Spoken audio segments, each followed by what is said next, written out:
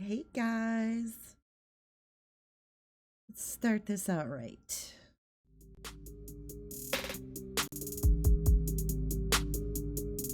Hey guys, let's start this out right.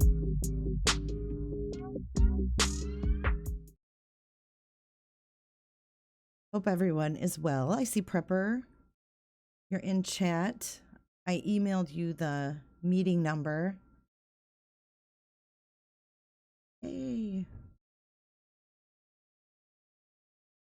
I was getting a little worried. I was like, should I wait for Prepper to call in on Zoom before I go on? I'm like, nah. He won't stand me up. But I am interested to hear what you have to say, Prepper. Hey, how is everybody? Hey, oh, look at all my mods. How you guys doing? You guys aren't too stressed out and weird time, huh? I'm not really digging it myself, to be honest, at all. It scares the bejesus out of me. Where did Prepper go? I know, I gave him my channel. I said, Prepper, you can have my channel tonight. It's all yours. Like, the floor is yours. And he's got me sitting here with a room full of people that want advice from a prepper. Come on, Prepper.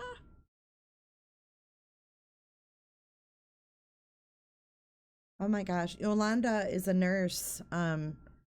She said that she's stressed. She's been working over 100 cases in the hospital. And you're in Delaware, right, Yolanda?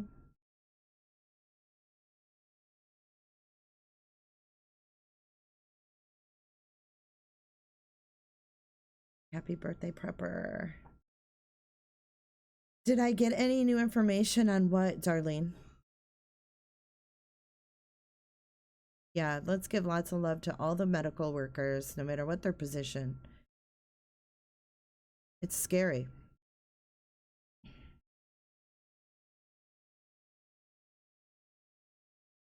Yeah, I'm waiting for Prepper to come on and take over the YouTubes.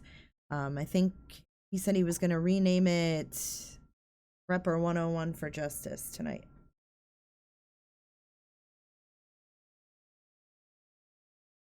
I just hope that this live doesn't give me anxiety because I'm already feeling it a little bit. Like, ever since we got put on like this lockdown, my palms like stay. It was invalid. My palms stay sweaty. No, it's not cold at all. It was like 85 today. It's beautiful. Oh, shit. I saw you just called me. Let me double check the number, Prep. So it is 529-587-8423. Prepper, are you calling on a phone, or are you using your phone, or are you using the app? Because like Zoom has this high volume of usage now, and we got a message saying that the call-in number was going to be limited. Can you download the app? I know Prepper's probably on a payphone. Can you download the Zoom meeting app real quick and just put that meeting number in? Let me try to send a link. Hang on. Don't go anywhere, Prepper. Let me try that. I had an issue. I had a guest on the other night, and they needed a password to get on my meeting, and that's never happened before.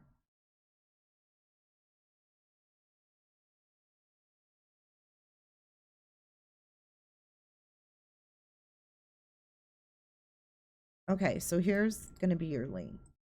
Try this. I know. Me too, Michelle. Should I get rid of it? Ugh, it's just so much doom and gloom, and I'm scared, and I don't want to get sick, and I don't want people that I love to get sick, and that's my biggest worry is Like, just, I don't want anything bad to happen to anybody that I know. And I just hope and want everybody to just be careful and, you know, use common sense and not be stubborn about using common sense, because people are, you know, preparing and doing these things because they care about others, you know. It's not to be an asshole. It's honestly because it's scary.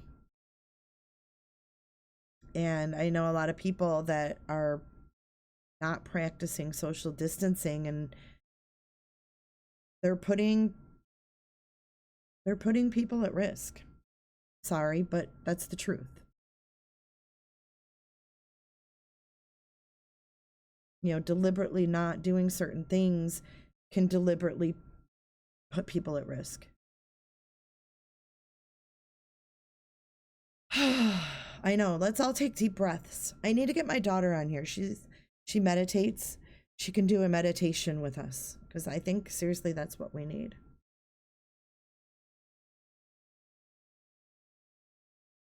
Wuhan is out of lockdown. That's good. I just don't trust them. I don't like to base, you know, any kind of like hopeful wishes for the future based on China's outcomes or what's going on in China or what we're hearing is going on in China. He made it.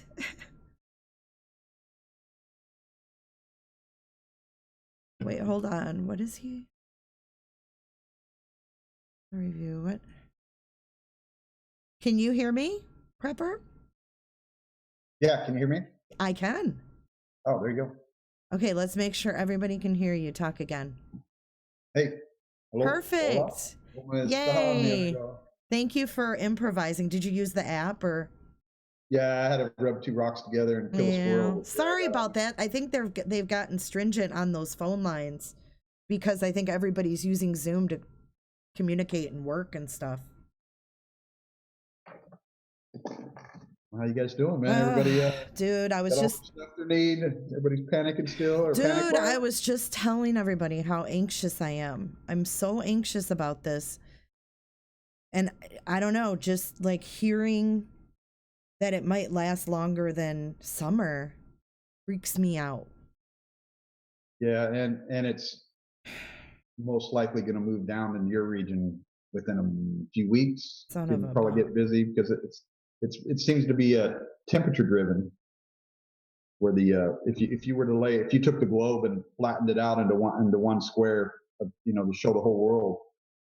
If you looked across, there's like what they call a temperature band going from Washington State, New York, Italy, France, Iran, and China. There's these countries all fall inside this what they're calling a band, and there's like the prime temperature for this thing to thrive. So I heard early on that heat killed the virus. Is that not true then? So nobody really knows that because it's taken off in South America, and right now South America and Australia is like in the tail end of their summer. Oh, so that was just a theory. But there's probably, because even like the flu, you could still get the flu in the summertime, right?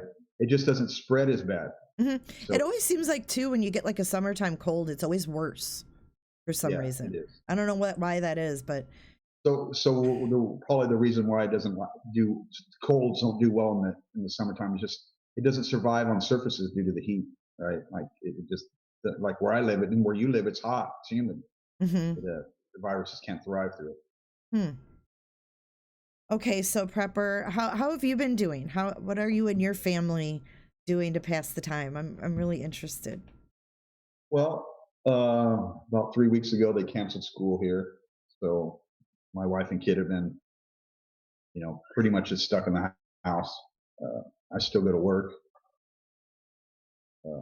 So your job, obviously, it's a necessity. Yeah, I fall into the essential categories. Essential, yes, that's the correct terminology. Thank you, PREPPER101. I'm not essential. But yeah, so I still go to work, and you know, I work I've been working some. There's been a guy out, not has nothing to do with the coronavirus for his own personal time being off. So I've been working extra days. So I've been kind of fortunate that way. But there's a lot of people out there not working. Are you pretty much like by yourself at work, or are you in contact? No, so we'll see when I go back to work Thursday. So we'll see. Things have changed over there. I kind of implemented some things where I work at because I kind of, even though I have a supervisor and all that, I kind of work.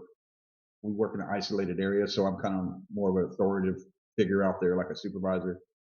So I have other coworkers and or contractors out there. So I've implemented things to keep people to where we can still work. I want these guys to still work. I don't want to send nobody home. Right, for But sure.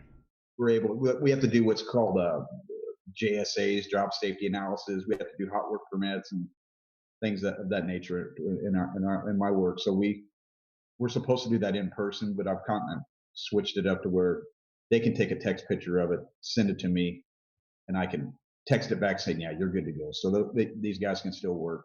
That's There's stuff. awesome. Yeah, well, There's that's stuff that we do like lockout tagouts that I still have to be a part of.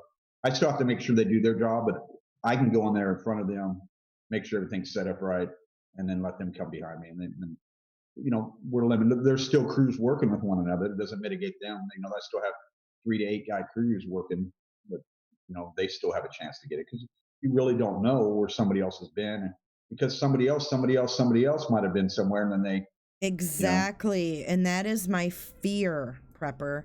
And no one listens to me. That's how I feel. I feel like no one listens to me, and they think that I'm paranoid or trying to like make their life miserable, but I'm not. It scares the shit out of me.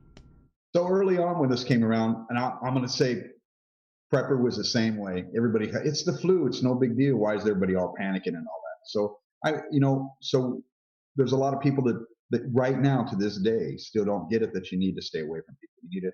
You need to just stay at home. You need to, you can still go outside, do whatever you need to do, but right. You can FaceTime people if you need to talk to them. There's people deliberately going out having parties and stuff. Even in where I live, out there having parties and things. I'm going, well, that's kind of, that's the wrong time to be. Yeah, it's not party time. Yeah, because this thing is real, and I think I think they still haven't told us everything. If you listen to what the media or excuse, not just the media, but the government and all these doctors and health officials, if you listen, they only give you little snippets here and there. They only give you a little bit at a time. And there's an old saying that if you put a frog in boiling water, he'll jump out. But if you put a frog in cold water and slowly turn the heat up, you'll cook him. And so that's what they're doing. They put us in cold water and they're slowly telling us 2 weeks here. Oh, it's not that bad. Mm-hmm. It's only the elderly. Well, it's going to be longer than 2 weeks. And it's not just the elderly. And you can get this, and you can actually, they let this out. I think the last time we were talking, they started letting this out, but you can survive this and end up losing 15 to 30% of your lung capacity, which is tremendous. If you're 25 years old and you lose 30% of your lung capacity, that's going to debilitate you for the rest of your life. It's very scary. It doesn't heal and come back. It's very scary. So have you guys had to go to the store or anything, or you are all good to go? Because I know you said, even though you said, oh, I didn't think it was going to be like a flu, you still were prepared with everything you needed. So when it happened, when they locked Wuhan down January 23rd in China, right? When they locked that down, that's when all my signals went off going, I need to start getting stuff, man. And that was the first thing we got. We got like medicines, cough and cold medicines and things like that, because I knew that was going to be the first thing that was going to fly off the shelf, and it was, right? I mean, it took like 2 weeks after that for everybody to get caught up, but I started buying that. We're still going. I'm the only one going to the store, and I have gloves on.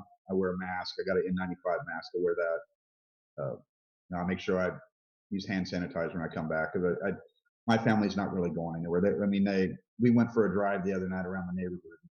That was about it. That's about as much as they've been out of the house. Mm-hmm. My son would go outside when I'm doing yard work, or we washed the car the other day, cleaned out the garage, and we're people still are traveling right now. What do you think of that? We're in my region, so I'm not too far from LA. LA, they're not driving so bad over there. They're like, what's the 405 freeway is the worst freeway in the world, and they're showing news clips of that every couple of days, and it's like there's 5 cars on the freeway. I mean, it's insane. A normal trip to go to from my destination, I don't give everywhere I live, but a normal trip to go from my point A to point B would be like an hour and a half to 2 hour drive. So people are making it 58 minutes. So there's not a lot of driving around here now. In my town, there's you can definitely tell people have either been laid off or they're working from home because uh, I live in the suburbs and all the cars are home. It's like a Saturday on a Monday, Yeah. a Tuesday, Wednesday, Thursday, Friday. So people are staying at home. But on the flip side, everybody's still going out. They're still going to the stores. People are still shopping. They're going to Home Depot, Lowe's, all the different grocery stores. People are still going out, and I think, and I'm doing it too. I still go out and I still get stuff, but But you're it's not sending your wife out with the kid to. no, and around here, most of the stores, and which I think they're doing it nationwide. Uh, it's two people maximum that can go inside the store together, right? You can't bring your wife and kids there, and they haven't done it yet, but they should make people keep their kid home, right? Yeah. Today I was at Costco, and a woman had her 8-year-old son in there with no mask, no gloves, and walking around. Walking around the store. Yeah. And we have a store called Winco here. We have a store called Winco here. It's kind of it's a pretty cool grocery store. It's got great deals. And I heard a rumor that they were going to only allow people going to the store wearing a mask. And I asked this morning, and the lady said, well, she hasn't heard anything about the store doing that. But as far as the governor of the state of California, he's getting ready to implement it to where you won't be able to go outside or go to any stores without wearing some type of a mask, some type of facial protection, which they should do that. And they should have been doing that. Mm-hmm. When this whole thing started, I mean, I remember when it got bad in China, and they were going into Hong Kong. Chinese people were by the millions going into Hong Kong. They were talking about shutting the borders down, and they had some of the border openings that were there, and they had thousands of people trying to get in, and they're all wearing masks. They're all wearing like the regular dental mask, surgical mask, the open side one. Mm-hmm. And so they're making. That's why if you go to Hong Kong and Taiwan are like they're part of China, but they're uniquely their own country, but their rates are very low. And I believe their numbers. I don't think they're lying. I don't think they're giving out false numbers. And I think their numbers are low because from the get-go, they made it mandatory from day one that you had to wear a mask. The government took control of the storage of the masks, the sales of the masks. Hoarders were arrested.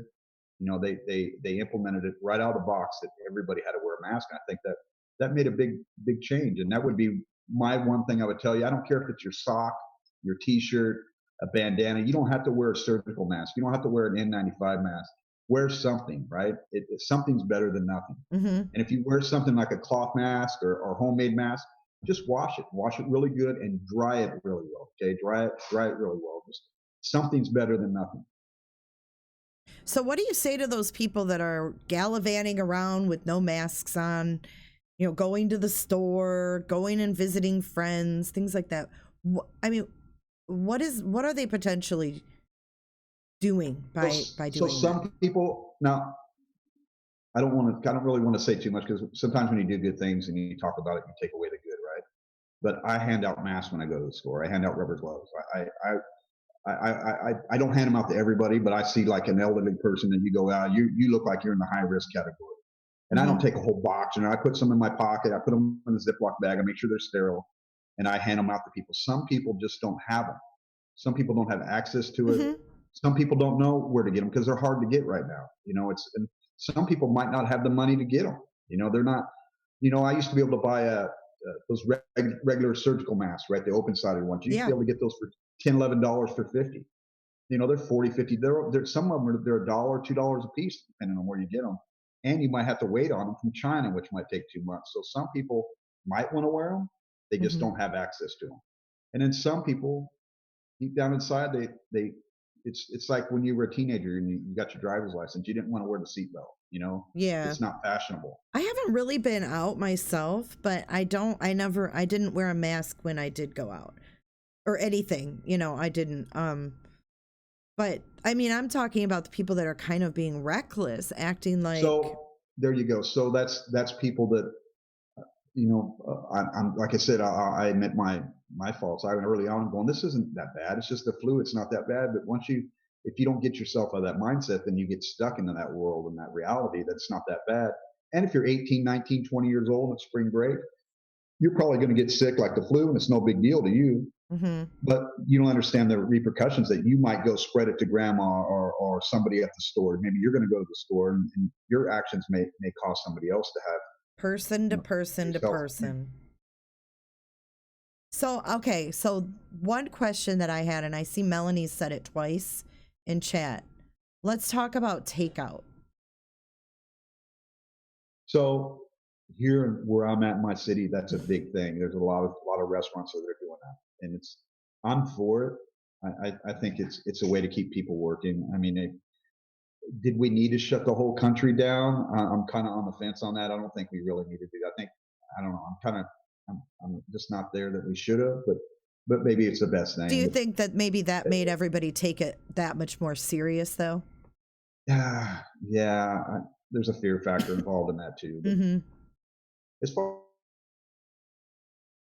far as takeout, I don't have a problem with it. I think that, if you go to the same restaurants you normally go to eat at anyway, that are handing out, they're already clean and they're doing everything right. Now, a fast food place with some kids in there, something like that, maybe they're not wearing their gloves. Maybe, maybe, and I'm not trying to be mean on Taco Bell, but I probably wouldn't go through a chain drive-through. I would probably go to more like a mom and pop or something. Family Italian restaurant that I've been going to for 20 years. I'm just making a name up, but I would probably go to a known place that I know that they're gonna do it right because it's their reputation. They've been there for a long time, and they don't want to lose customers down the road. Yep, support the mom and pops. That's what I'm saying. Yeah. And the big chain places, they're just like the McDonald's and all that. They got people in there that are making minimum wage. They don't care. They don't want to be there anyway, right? Mm-hmm. So it's a different thing. Now you go to like restaurants. Those are usually adults. They're usually single moms. They're somebody working 3 jobs, and they know that's their bread and butter, and they have to do things right, or they're gonna lose their job. Makes sense. I think that's a good point to keep in mind. When you're pulling up Uber Eats, you've got all your chains, but you've also got your mom and pops that are struggling to stay afloat. Yeah. And for me, like you said, the Uber, I think I would much rather go pick it up than have take that. And it's nothing I don't want to cut nobody out of a job, but it's just that now I got another person in line. That's another middleman that's going to be moving my food around. I don't know who's been in his car. It's just another person, right? I know. And I've done the Uber Eats and I've thought those same things. And they're not part of your Stella's Family Restaurant or Bob's Pizza. You know what I mean? They don't work there. They're an outside entity. Mm-hmm. And you don't, those places don't have any control over that. They don't work for them. Right. They're just a side dish. Yeah. There's no pride in.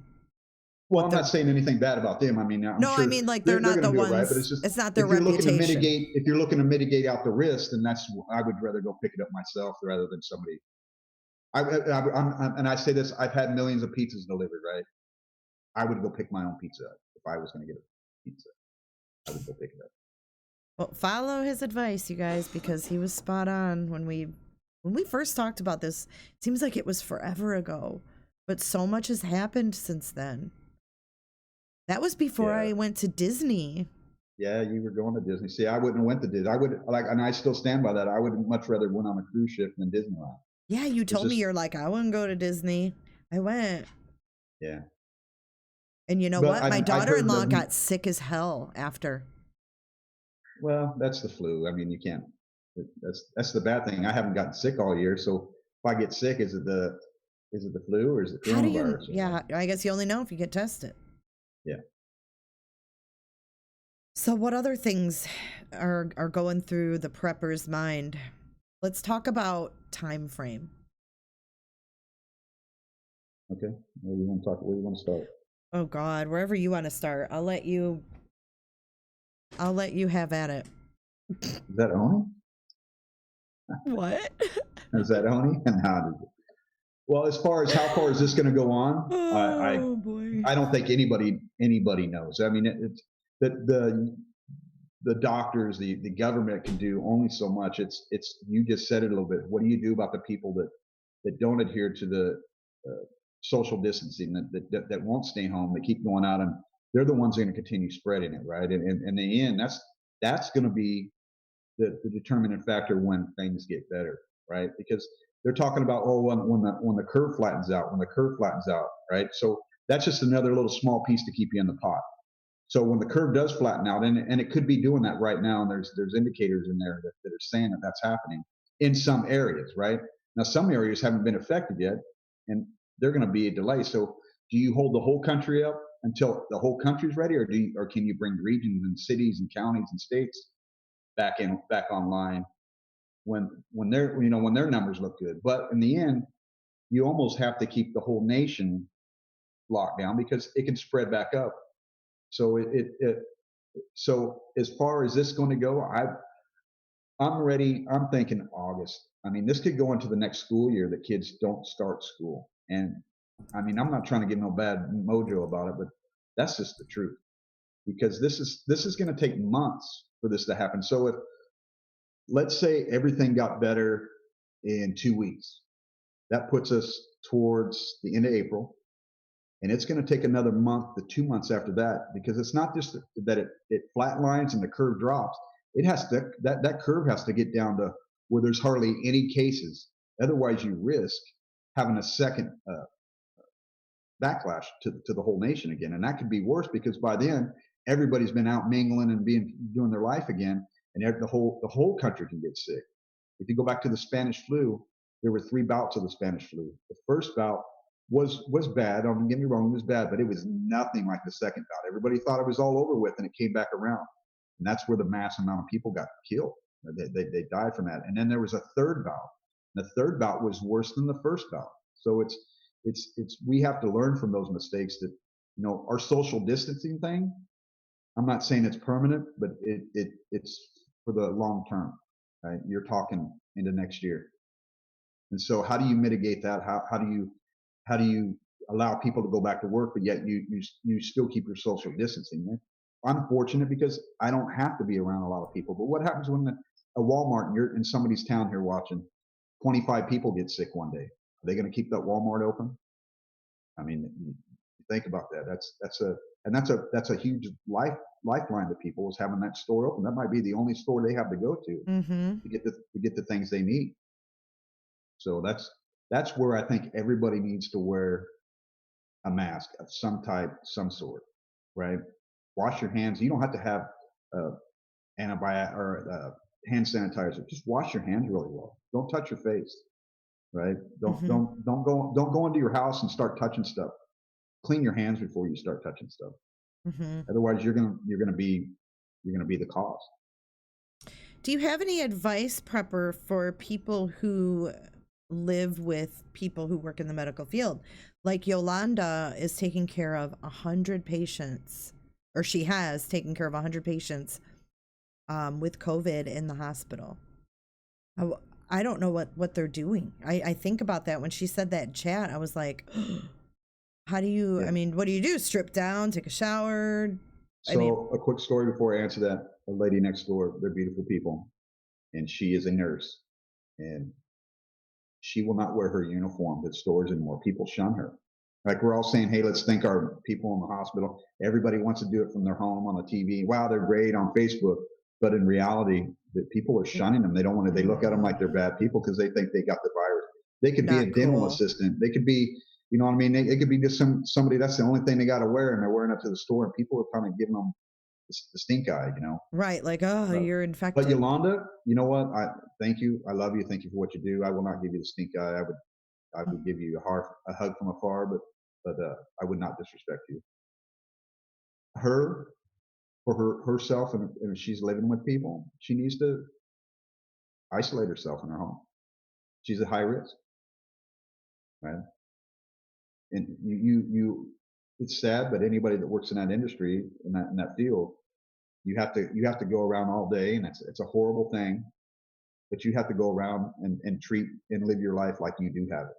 And because if she's around 100 people that have it, she's at a high risk of getting it, and not just getting it, but passing it on to other people.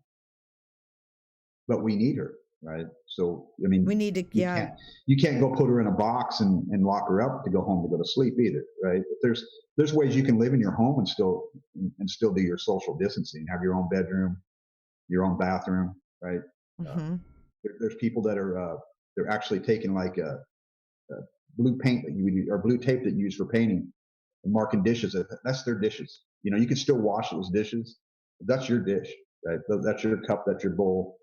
That's your glass. And it might seem ridiculous, but if it eliminates a cross contamination, it's worth doing those little things. And you got to remember, this isn't forever. This is going to pass. So it's just something that you have to endure for the foreseeable future, right? If somebody in my home got sick, if one of us or two of us or all three, or just if one of us wasn't sick and the other two were sick, I've already got a plan to isolate one of the rooms in the house, the master bedroom. It's got a bathroom, right? So who's ever sick that's their house. They get that, they stay in there. You can bring the food to the door. They can open the door and get it. I have hospital gowns. I got masks. I got a face mask. I got filter respirators. I mean, I could actually go in there. I got health monitoring systems. I can monitor my family, or they can monitor me, or heartbeat, or oxygen level, or blood pressure. You can look for those changes, and I would actually note them down just like they would in the hospital. And as soon as I seen something bad, hey, this is getting too low, right? There's no more staying at home and doing this. Like, self-isolation. There's that point you need to go to the doctor. But I would suggest she just kind of self-isolate the best she could. I wouldn't. Physical contact would probably not be good. What do you like, hugging and things like that? Yeah. And that's sad. I mean, I feel horrible saying that, but yeah, there's people in her field that are doing that. They're not touching their kids. They're I saw a doctor I saw a doctor that was interviewed, and he's living in the garage because he doesn't want to go in his house and possibly infect his family. And my hat goes off to those people. That's got to be hard. I've seen a picture where they kiss them through, one dad or mom's on one side of the window and the kids on the other side of the window. They kiss the kid. It's hard, especially if you live in a city like New York, where you live in an apartment building with 10,000 people. I mean, how do you go in there and not give it to people if you already have it, even whether it's a doctor or anybody else? It's just, that's a tough scary one. I feel for all those people that are doing that, but they're like war heroes right now.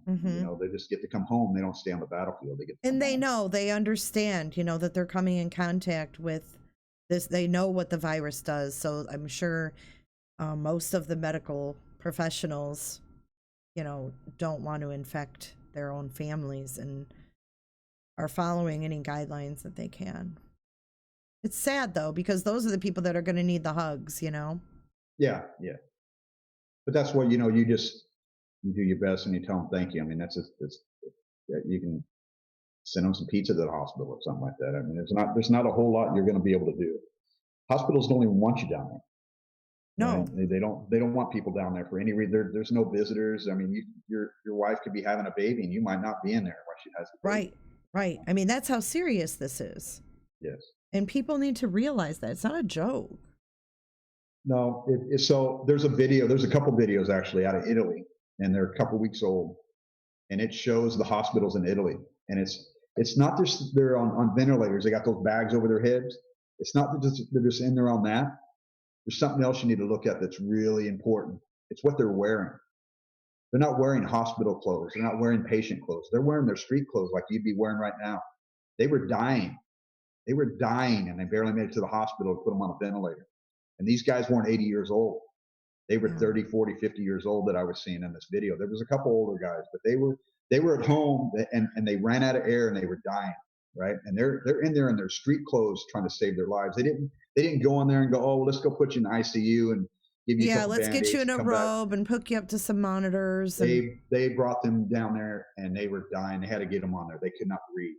So that severely scares me, but I know it's reality. And it's attacking people's lungs. I think we talked about this last time, but I'll reiterate it. It's something I've heard multiple times in Italy, New York, especially Washington State, where that first nursing home. I remember that seemed like months ago, but that was just a few weeks ago.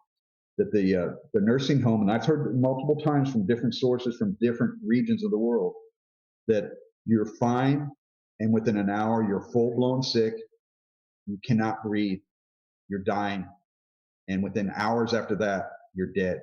Right? I mean, that's how fast this thing's turning. It isn't like the normal flu to where for some people it may be. For the 85%, oh man, I don't feel good, I got the flu, and then you walk it off. But for the 15 to 20% that get it, it's within hours, and they're sitting there playing dominoes, and they're in the hospital fighting for their life, right?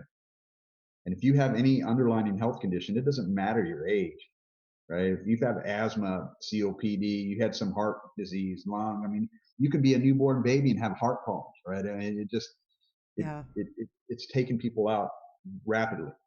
And it pisses me off that people aren't taking it seriously. Seriously, Prepper, it makes me mad because I'm dealing with this in my own personal life with somebody who doesn't take it seriously. And so the social distancing is supposed to slow that down. It's not to stop it. If anybody thinks it's supposed to stop it, you're misinformed. The social distancing, they know it's going to happen. They told us this when we had 8 dead people and Trump was going over there. It's going to be gone in a week. We're going to have 0 patients. Everybody's going to be fine. They told us this isn't to stop it. This is to slow it down, and it's to slow it down so the hospitals can do their job. So they have enough ventilators. They have enough medical supplies. They have enough pneumonia medicine, or whatever they can do. They have enough of everything, and they're not running their people into the ground. And in a lot of cities right now, not all, but a lot of cities, they're working their butts off, right? Mm-hmm. And their resources are running low, and they don't have the supplies, and that's why people need to. We might get it, right? We might get it, but if they can slow it down to where people get it over a certain amount of time, that the hospitals can take care of you better, it raises your chances of going home. So those 15 to 20% that go to the hospital, you know how many is living? 15%.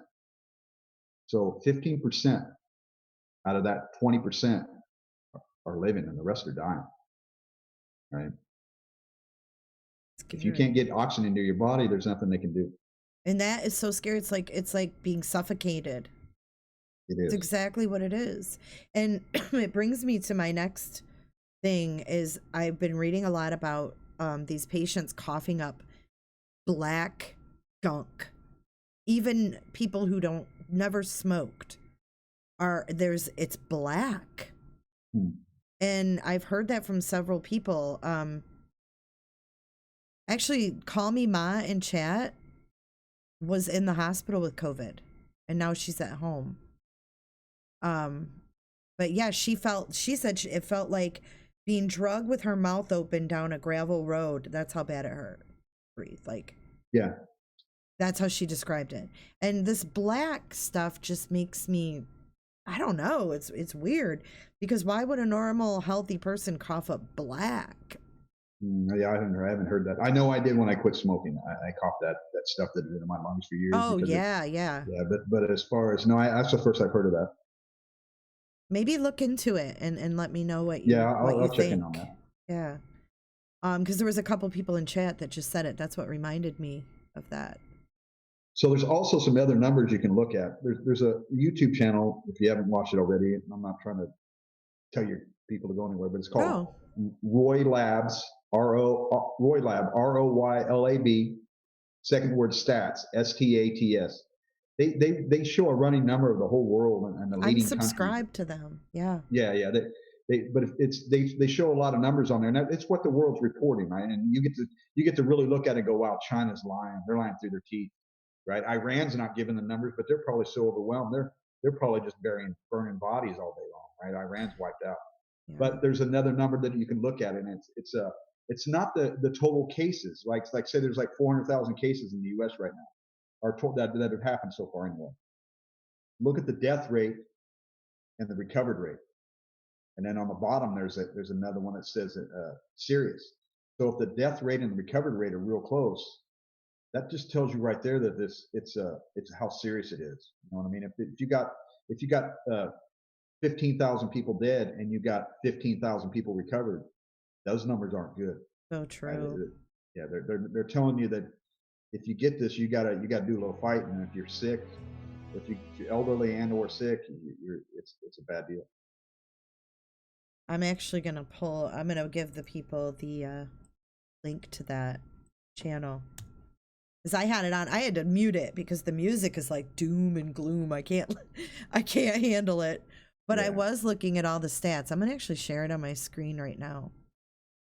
You can't see the screen, can you? Yeah, I can. Oh, you can?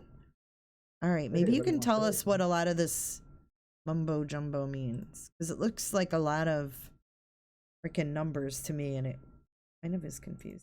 So, all right. You should see it in a second here.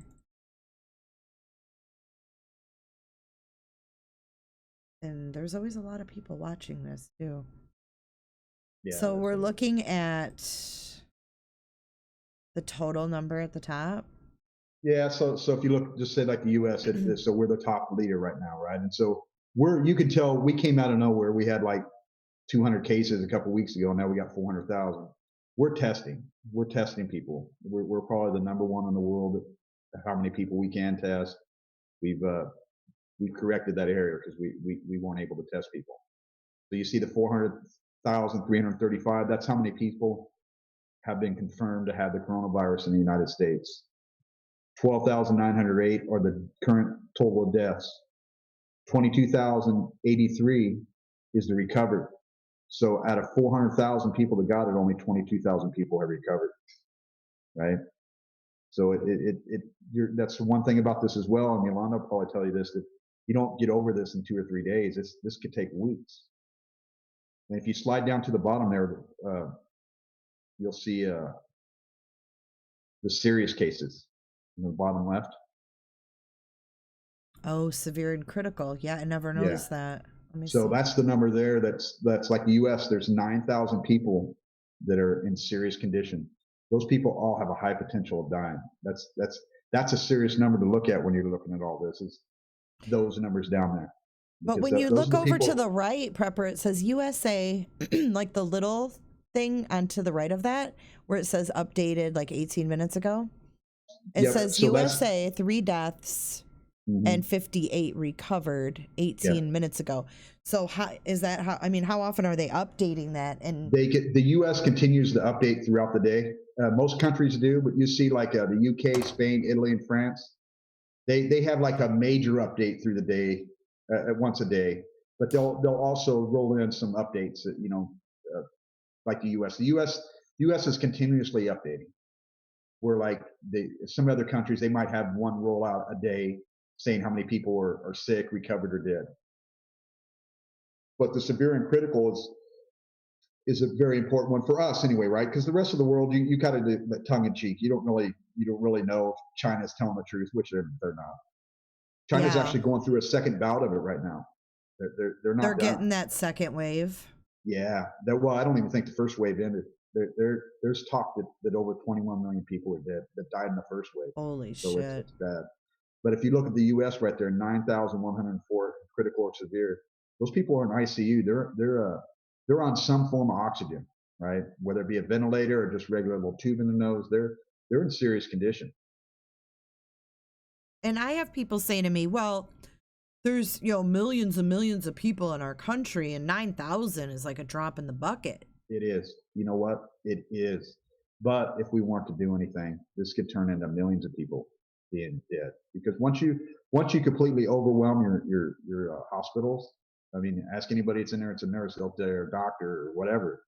Once you overwhelm them, they're going to send people home. They're not going to be able to help anybody. And then you're going to have chaos. Then you could have another bad thing that everybody's at the stores are sick, right? There won't be nobody at your grocery store. There won't be nobody at your bank. There's no one to go to work because everybody's ill. And what jobs are left would be shut down too, right? So I agree that 9,000 is. I pray for the 9,000. I pray for them all, everybody around the world. I don't want to see anybody die, but this has potential to be as bad, if not worse, than the Spanish flu. Good grief.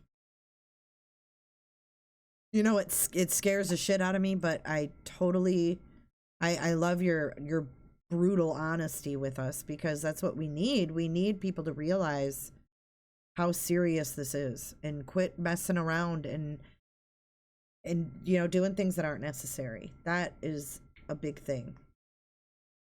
Well, it's in our nature as Americans. We're rebellious, right? That's just who we are.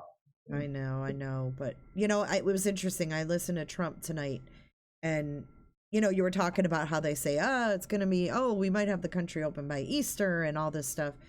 And what he was asked about that today, his deadlines, they always call him out on every little detail. And he said, I'm America's cheerleader. Like, what do you want me up here saying?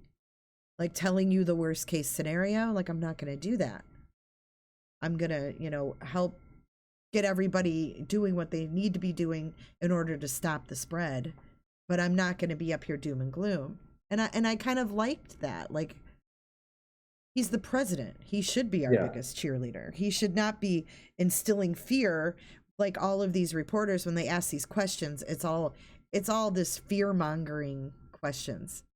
And he doesn't fall for it. And I think he's done a great job. Well, you got to put not to yourself, get political, but you got to put yourself in his spot too. Before he has these little meetings with everybody, for news conferences, they're having a situation room meeting with these people, right? They're all over there talking, and I imagine they're talking for hours, and they tell the president, and their job's to tell the president the best and the worst. And he probably went with, hey, the best is, hey, hopefully by Easter everybody's going to be great, and he's being the cheerleader, whatever. But it's not going to be by Easter. And I like Trump, but it's not going to be by Easter. We won't even. Not even close. Not even close. No. And I think most of us kind of knew that when he said it. But if he said, okay, guys, it's going to be until September, everybody would freak the hell out. He's not going to say that. Even if he knows it's going to be till September. We never say that. And then another thing, before we started, I saw someone in chat say, well, Wuhan is not on lockdown anymore. Number one, I don't believe any reports that come from China. And I don't trust, any of the news, like as far as our outcomes, looking at their outcomes and what we hear from them. They lied. They obviously lied to the world. The World Health Organization helped them lie. It's blatantly obvious. I mean, it's just bad. So they're I can't remember if we talked about this last time, but if we did, forgive me, I want to say it again. So there's a couple indicators that China did lie about everything. And one is 2017, 2018, and 2019, their cell phone services, the accounts were growing every year. More people were getting cell phone accounts for 2017, 2018, and 2019, right? So each year, more people are getting more cell phones. So it means there's more people getting phones. Since the middle of January till the end of March, they lost 21 million cell phone accounts. 21 million cell phone accounts were canceled. They were canceled. And they were saying that some of these were like the pay-as-you-go. So, and they still had money left on their account, and these things were canceled. So that could be a huge indicator of how many people really died in China. And another one is the funeral homes. They're buying urns by the tens of thousands, and they're saying they're handing out 2,000 urns a day of the remains to the family. But there's pictures and videos of thousands and thousands and thousands of people standing outside these funeral homes to collect the remains of the dead. Good Lord. And then you go back to where you listen to the rumors, and sometimes you got to take things tongue to cheek because you don't know because you're not there. But prior to that, and I believe it now, prior to that was they were talking about the cremation stores or whatever, cremation factories or whatever. They were staying open 24 hours a day. They couldn't keep up with the bodies, right? They couldn't keep up with them. Oh, I saw a report that the Philippines, they were just saying, if anybody's ill, just shoot them. If they're dying, just shoot them. Yeah. I'm like, whoa. And that's a scare tactic too. I don't think the police are going to shoot them. But yeah, I mean, that's how drastic it is, right? Well, the Filipinos have a very dense population. Manila is the most densely populated city in the world. If it got into there, I mean, you could literally lose in a few days hundreds of thousands of people.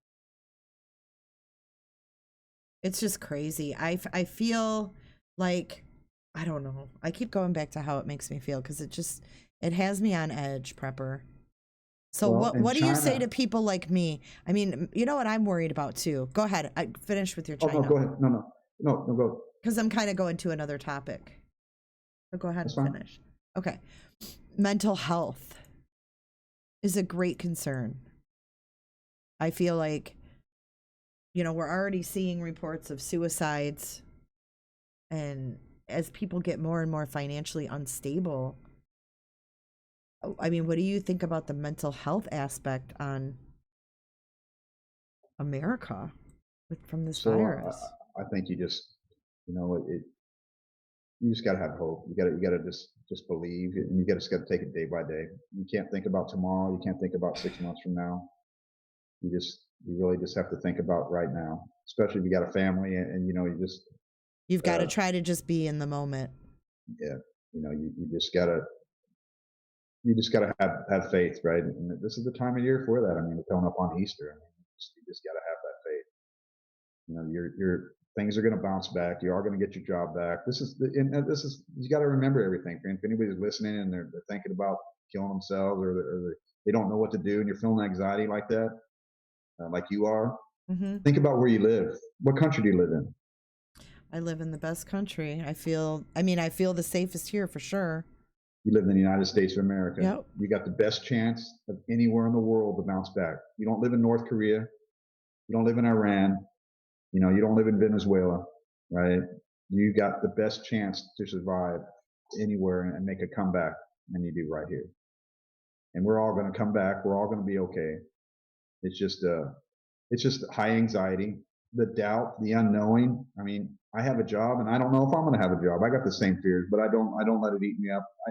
I, I try to find a way to go help somebody else, you know, or give them a mask and some gloves or Yeah, whatever. somebody who might be at greater risk than yourself. Yeah, tell somebody thank you. You know, when you go to the store, it's stupid little things, right? But it's called keeping your sanity and your humanity, and just trying to just live day by day. I mean, and you got to remember, this isn't going to be forever. This is a virus. It's going to burn itself out. Even if we get this thing every year, this time next year they're going to have a shot. They're going to the malaria vaccine, whatever. It's going to be under control. We just got to weather this storm here and get through it. There's not a whole lot you can do. So I mean, stressing about it and worrying about it isn't going to help you too much. I mean, they're letting you watch a bunch of free HBO stuff, series, and whatever. Go binge watch, you know, The Office or The Walking Dead, and get your mind off it. Go take a walk with your family. You can still go outside. You can still just stay away from people. Where I live at, everybody's been really nice. It's kind of cool that people are out playing, and people are riding bikes and they're jogging, and there people are outside more than I ever seen them. Yeah, yeah. I said that a couple weeks ago. I'm like, look, there's kids out playing basketball and riding their bikes and playing in their backyards, and You just got to do it right, you know. it's funny though because I'm like sick of being on my phone. I'm so sick of like internet. I'm tired of it. Every time I go on Facebook, it's something bad. No, don't go on Facebook. Don't. That's why I really don't watch the news. You know what I mean? I cherry pick what my news stories, and I don't let that. I don't get sucked into that world anymore. It doesn't matter what side you stand on politics. They want to keep us divided anyway. So I don't really get in there. And I go to YouTube a lot and find the information that appeals to me, right? That doesn't get me angry or upset. You can Mm-hmm. go watch CNN, MSNBC, Fox News, whatever, and by the end of it, in 5 minutes, you're mad and you're angry and you're upset, you're scared, you're worried. That's what they want to do to you. So it keeps you watching, right? That's Yeah. their way to get you in. Ratings. Yeah, go take a walk, read a book. Like I said, binge watch some TV series or movies or Yeah. there's things that you can do, and there's right now all the blood banks around the nation, and I imagine around the world are running low on blood. And there's still people that get sick. There's still people that get in accidents that still need blood. You can go get blood. You're not going to grow horns or hooves on your feet or nothing like that, and you can go out and you can help somebody that you don't know. You can do something and be a good human being, and not even remember you did it in a couple of weeks, and you might have saved somebody's life and didn't even know about it. You know, And True. you're going to be okay. It's a sterile place to go do it at. Maybe you know somebody in your neighborhood that's elderly or your family, and you can go help them. You can go to the store for them. You can go get your old bra, cut it up, make a mask out of it, and get some dish gloves. You don't have to have them rubber gloves like the doctors have. Go get some cheap dish gloves. I don't see people buying those up. And you can go to the store and you can go take care of your family, or you can go take care of some elderly person, right? And you can go help somebody. You can do the right thing, because it's, remember when we all die, and on our tombstone or our urn it says the beginning date and the end date, but that's not the times that we're judged by. We're judged by that dash in between those dates. And that's where maybe this is the time to where we got to stand up and be human beings, right? Don't live in fear, because fear is a liar. Fear is just going to grab a hold of you, and fear loves to bend and tweak your mind, and and fear is related back to evil, right? So don't let fear get into your heart. Don't let fear control you. Like I said, that little deal, all the little steps, everything you need to do, be in charge. Don't let fear be in charge of you. Don't let anxiety take over control of you. Just go eat a candy bar or something. Hey, this is the time to go eat all that comfort food and gain those 15 college pounds you always wanted to lose. And everybody, because everybody's doing it, right? So it's okay. It's okay to worry. It's okay to be scared. Everybody is, and take comfort into that, but also take comfort in knowing everything's going to be okay. Oh, something about Prepper just makes everybody feel better. No, thank you for sharing all of this. Is there anything else that? Yeah, so like China, they're still not done. They're Yeah. people. They're letting people out, and they know it's still bad. They're doing what we're doing here in America. They're buying all the food. They're panic buying, and they're not just doing. They're letting people out in Wuhan because they know it's not over. They've been locked in their house for almost 3 months, right? And they know it's not over. Those people know. They know, and they know all over China. They're putting people back to work. So this isn't over unless countries take responsibility, right? And that, as far as the China thing, they might end up getting themselves completely isolated from the world. Thanks. They're actually selling medical supplies and test kits to countries in the world, and they're saying they're saying we're the ones that caused all this, and the stuff they're selling isn't even working. It's defective. It's made in China. Right? This is probably the only thing made in China that works, because it's killing the world right now. What do you think, Prepper, long term is going to happen with our dealings with China after this? So I think I'm going to speak from a world sense. I think the world is waking up to how much control and power China has. We've let our politicians all over the world sell us out, the working people of the world, not just America, the world. South America, a lot of jobs went over to China, right? So governments and corporations can make money. I'm not trying to get political, but look at the Bidens. Their son got billions of dollars, man, from Ukraine and China, right? And he has no skills. And so there's these, our politicians sold us out. Our corporations, American corporations, sold us out. So I see here, hopefully it sticks, because you know how everybody has a bad memory when everything gets better, right? Mm-hmm. Hopefully we at least we a lot of our pharmaceuticals, our drugs and stuff we need, for people to live, are made in China, and they've made cracks so that they're going to hold that against us. They won't give us our medicine. We need to start making those stuff here. We need to start bringing jobs back to America, that and pay a couple extra cents for something. It's not worth it to have a country like China hold the most powerful and wealthiest country in the world hostage, because they can, and they can. Right? We don't have medical supplies because China makes them. Right. Right. And what about our medicines? We talked about that the last time that we talked, before this hit us like it has. And I mean, I haven't had any problems with my medication, other than I had to get a different maker. And at first, when I started taking it, I had some side effects. But I called the pharmacist. He said, no, it can't be because of the maker. Same active ingredient, blah, blah, blah, blah, blah. But I swear I felt different. But other than that, I mean, I'm not having a problem finding any kind of They probably use a That's little bit of different filler in there, right? The whole thing's not all medicine. They put a little different. That's this might be something in there that just irritated you. Yeah, mhm. Mhm. yeah. China makes most of our pharmaceuticals. India makes most of our vitamins. So go to the store. It's real hard to find vitamin C. I think India is shut down. They're not exporting any vitamins right now. Really? And there'll be a lingering effect if this keeps going on. That it's right now we got everything we need. I mean, do you see Lysol wipes? Man, most of those are probably made in China. We don't. It's like you can't I find those can't things, right? find Clorox wipes. those. Yeah, you can make your own, and it's easy. There's a lot of good YouTube videos out there. You can make them. It's easy and cheap. You can make your own. I've heard a But lot of people doing that. yeah, The one thing that I wanted to find that I can't find is Lysol spray or any kind of disinfectant, like the spray that you just spray on and let it dry. I can't find yeah. any of that.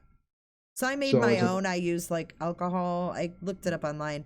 Alcohol peroxide and some essential oils for like smell. And that's what I've yeah. been using.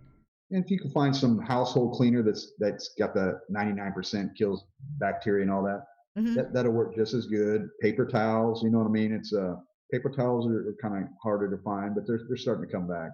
You don't I have to just have got those some. wipes. Those wipes are actually overpriced. You just it's convenience, right? It is what it is. It's convenience because you can just go get one. You can get a regular little 99-cent spray bottle from the store and buy a bottle of disinfectant bleach, read the back of the bottle to tell you how much water to mix with so much bleach, and you made your own disinfectant for pennies, right? And you can scorch your house down all day. You don't need to disinfect your home all day long unless somebody's really sick, right? Or unless like Yolanda, she's coming home from work, right? And if she's moving around the house, yeah, you need to disinfect your house, but you don't need to. If like us here, if nobody in our home's showing any signs or whatever, I'm not wasting money and resources to disinfect the house all day long. That's not gonna that's not gonna help. I mean, you're wasting hard items to find, and I mean, unless you like cleaning, you know, but you don't need to disinfect your house all day long. Just keep your house regularly clean as normal. You know what I mean? Well, like Well, when you for go most to of us, this. cleaning a little bit better now you're home for you're not going anywhere. Oh God, I know, right? It's like I should start tackling like my to-do list that I've been putting off because I'm too busy doing this or that or the other. Can't do anything, so there's some things that I've been procrastinating that I need to take care of. That I can, Yeah, like paperwork shit and I stuff would like highly that. recommend that, you know what I mean, if you got a couple extra dollars when you go to the store, buy extra things when you go to the store. So you're doing what? If you get more than what you need, I'm not talking about hoarding. I'm not talking about buying all the chicken noodle soup that they got. Talk about buying extra because if you get enough now, you don't have to go back to the store in a week. So what did you do? You just reduced your chance of getting it. And you Hmm. did what they're asking you, social distancing. You're not going to the store every other day or twice a week or 5 times a week. You get more than what you need. And they're telling you, buy stuff for a month, right? And then what's that do? That keeps you home. And it's hard to do that. I understand. But there's also, we're in America. You got little corner stores, gas stations sell milk and eggs. You don't have to go to the big grocery store to go get everything. So you can go get the small things at small stores, when they're not as busy. You know better than the rest because you live in your area and you know when the store's busy or not. Some stores are open 24 hours. You might sneak in there and wear your dish gloves and your bra around your face. Go in there and get your gallon of milk. Nobody cares anymore. Don't worry about being fashionable. Everybody's going to look at you. They're probably going to look at the person without the face mask now Right. more seriously than a person with the face mask, right? Right. So go get your things Yikes. now. Utilize the time that you spend in the store. Uh, some stores have certain times now that they're open and closed. They're not open 24 hours a day. Some of the grocery stores down there. So, and you have to wait outside. I mean, you have to wait. They're social. It sounds weird. They're social distancing, but yet they're forcing people to group up outside, so you don't bunch up inside the store. And so just pick and choose when they're busy and just get used to. Hey, they're not going to have that one item that I needed. Oh well, don't get butt hurt. Maybe you get it next time. You'll get lucky, and just get Hmm. something else in place of it, or just get by. We ended up getting a bread making machine, so I didn't have to. We didn't have Yeah, to go to you the store said to that get bread. last time. How's that working out? It's Good? working great. So it saved up because we used to buy 3, 4, 5 loaves of bread. Now it's not in the freezer, right? So I'd buy more meat. Now I don't have to go to the store. Hmm. There's little things you can buy that you might normally otherwise do but there's hash browns. They sell these hash browns. They're freeze dried hash browns, and they're in a little milk container like they give you at school. And all you do is add water to them. Well, I don't have to buy frozen hash browns. Mm. It's not going in my freezer. It gives me more space to put something else in there. Look for shelf stable stuff. That stuff that's going to last you a little bit longer. That you don't have to worry about buying too much of it and it goes bad. So you don't waste money and then you end up having to go back to the store. Good advice. I don't have a whole lot of room to stock stuff, but I have been doing that. I've been doing the Walmart orders. The only problem that I'm seeing now with like the grocery pickup is they're backed up. So you got to think ahead. Like my son texted me the other day. He's like, "Holy crap, look at this. I can't do a Walmart order for 4 days." I'm like, "Why'd you wait till now? You know what you need." And you still might not get the things that you wanted because they don't have them. They didn't show up. The store got bought out. I mean, there's 20 other people in line wanting that same item. I've known people that did the same thing at Walmart and they didn't get half the stuff they ordered. And sometimes they got their whole order canceled because they just didn't have it. It wasn't. Yeah, you don't know what they're gonna have. Yeah. Oh my God. Yeah, we have to learn patience. Yes. And to think ahead a little bit, because I'm guilty of that. Like, oh, what are we gonna have for dinner tonight? Go to the store. Next day at the store. Now I'm thinking ahead and doing my Walmart orders and getting, my freezer stocked with meat and stuff. Yeah. Well, in my town, it's a decent sized town. There's like 350, maybe 400,000 people here. There's quite a few restaurants, and the restaurants are packed 7 days a week. Now you got people sitting at home having to cook. They don't know. They probably bought a whole bunch of stuff that they didn't need, probably wouldn't eat, right? Because they're not used to cooking at home, right? So if you're going to buy stuff, buy something you're going to eat. Don't go down and, oh wow, there's a can of artichoke hearts on for sale for 25 cents a can. I'm going to get 25 of them. They get home and go, wow, I don't like artichoke hearts. I won't ever eat them, right? Don't buy stuff you're not going to eat. You don't have to starve yourself either. Get stuff that you like. You'll be stuck in the home. Get something you're going to like to eat. We bought a bunch of cake mixes and stuff. I don't make cakes. I don't do that, but I'll make a cake with my kid, just to give him something to do. It's just something fun, right? Right. And it makes the house smell good. I'm going to tell you, that bread making machine, it smells awesome in here. Oh, yeah. I had one back in the 90s. I got one as a wedding gift. I loved it though, but I don't know whatever happened to it. I wish I still had it because for like a week and a half, I couldn't find a loaf of bread anywhere. Yeah. See, bread was, you could find it now, but sometimes it's hit and miss on what you like. But we got that bread making machine, and it wasn't so much that we couldn't find bread. It was just going to use up a lot of space in the freezer, right? Mm-hmm. I got 2 refrigerators, and it just, I would rather have meat than bread, and then I go, well, I need to have bread too. So I just came across that and I go, well, I'm going to get a bread making machine. And there's just stuff like that you can do. And then as time goes by, we'll still, when things get better, you know what? We're probably going to buy loaf bread that's from the store, but we'll make our own bread. You know what I mean? You can still. It's better anyways. Yeah, it's easy. It's with really, some it's soup. really easy. That warm bread, I love that. Well, you've made me feel a little bit better. I just don't really. I mean, the time frame, I get it. That's realistic to think that we're going to go a few more months until we level off. Yeah. And I'm not saying that to scare nobody. I hope I'm wrong, but I'm thinking September before maybe things where people are going back to work and you can go sit down at for like regular businesses to be open, it'll be that long? I'm thinking before you're going to sit down in a restaurant in most cities is going to be September. Oh. Yeah. And everyone's going to be gun shy too, I think. We might, because school starts here at the middle of August, towards the end of August. The kids might start school normally here, but I don't know. You got to look too. We're months behind some countries like Italy, and Italy's still fighting it out, right? They've been 2 months into it, and we're 2 months behind Italy. God, when you put it that way. And remember, it's not that if the curve flattens out and even turns downwards, that's not enough. It has to get down really low. It has to get to where we have control of this, and it's it's not spreading as bad, and that could take a while. It's not. There's not nobody knows. There's nobody in this government. There's no doctor in this country that can tell you May 29th everything's going to be good. Nobody knows, right? And so you got to. That's the way I look. I'm looking at it for the long term because it helps me prepare that way, right? And I hope it's a shorter term, but that's how I'm preparing for August and September. That's what I'm preparing for. And the sad thing is you have people that are a waitress, single mom, and she's lost her minimum wage, and that's what she's going to get paid for on her unemployment. Forget about the stimulus check. She's going to get a small unemployment check. They're not giving her based on her tips, and she's got rent, and they're going to excuse her rent for 4 or 5 months, and then when it's all said and done, she's going to owe thousands of dollars in back rent. These people aren't going to. They're screwed, right? There's a financial repercussion even when things get better that people are going to be. It's going to catch up.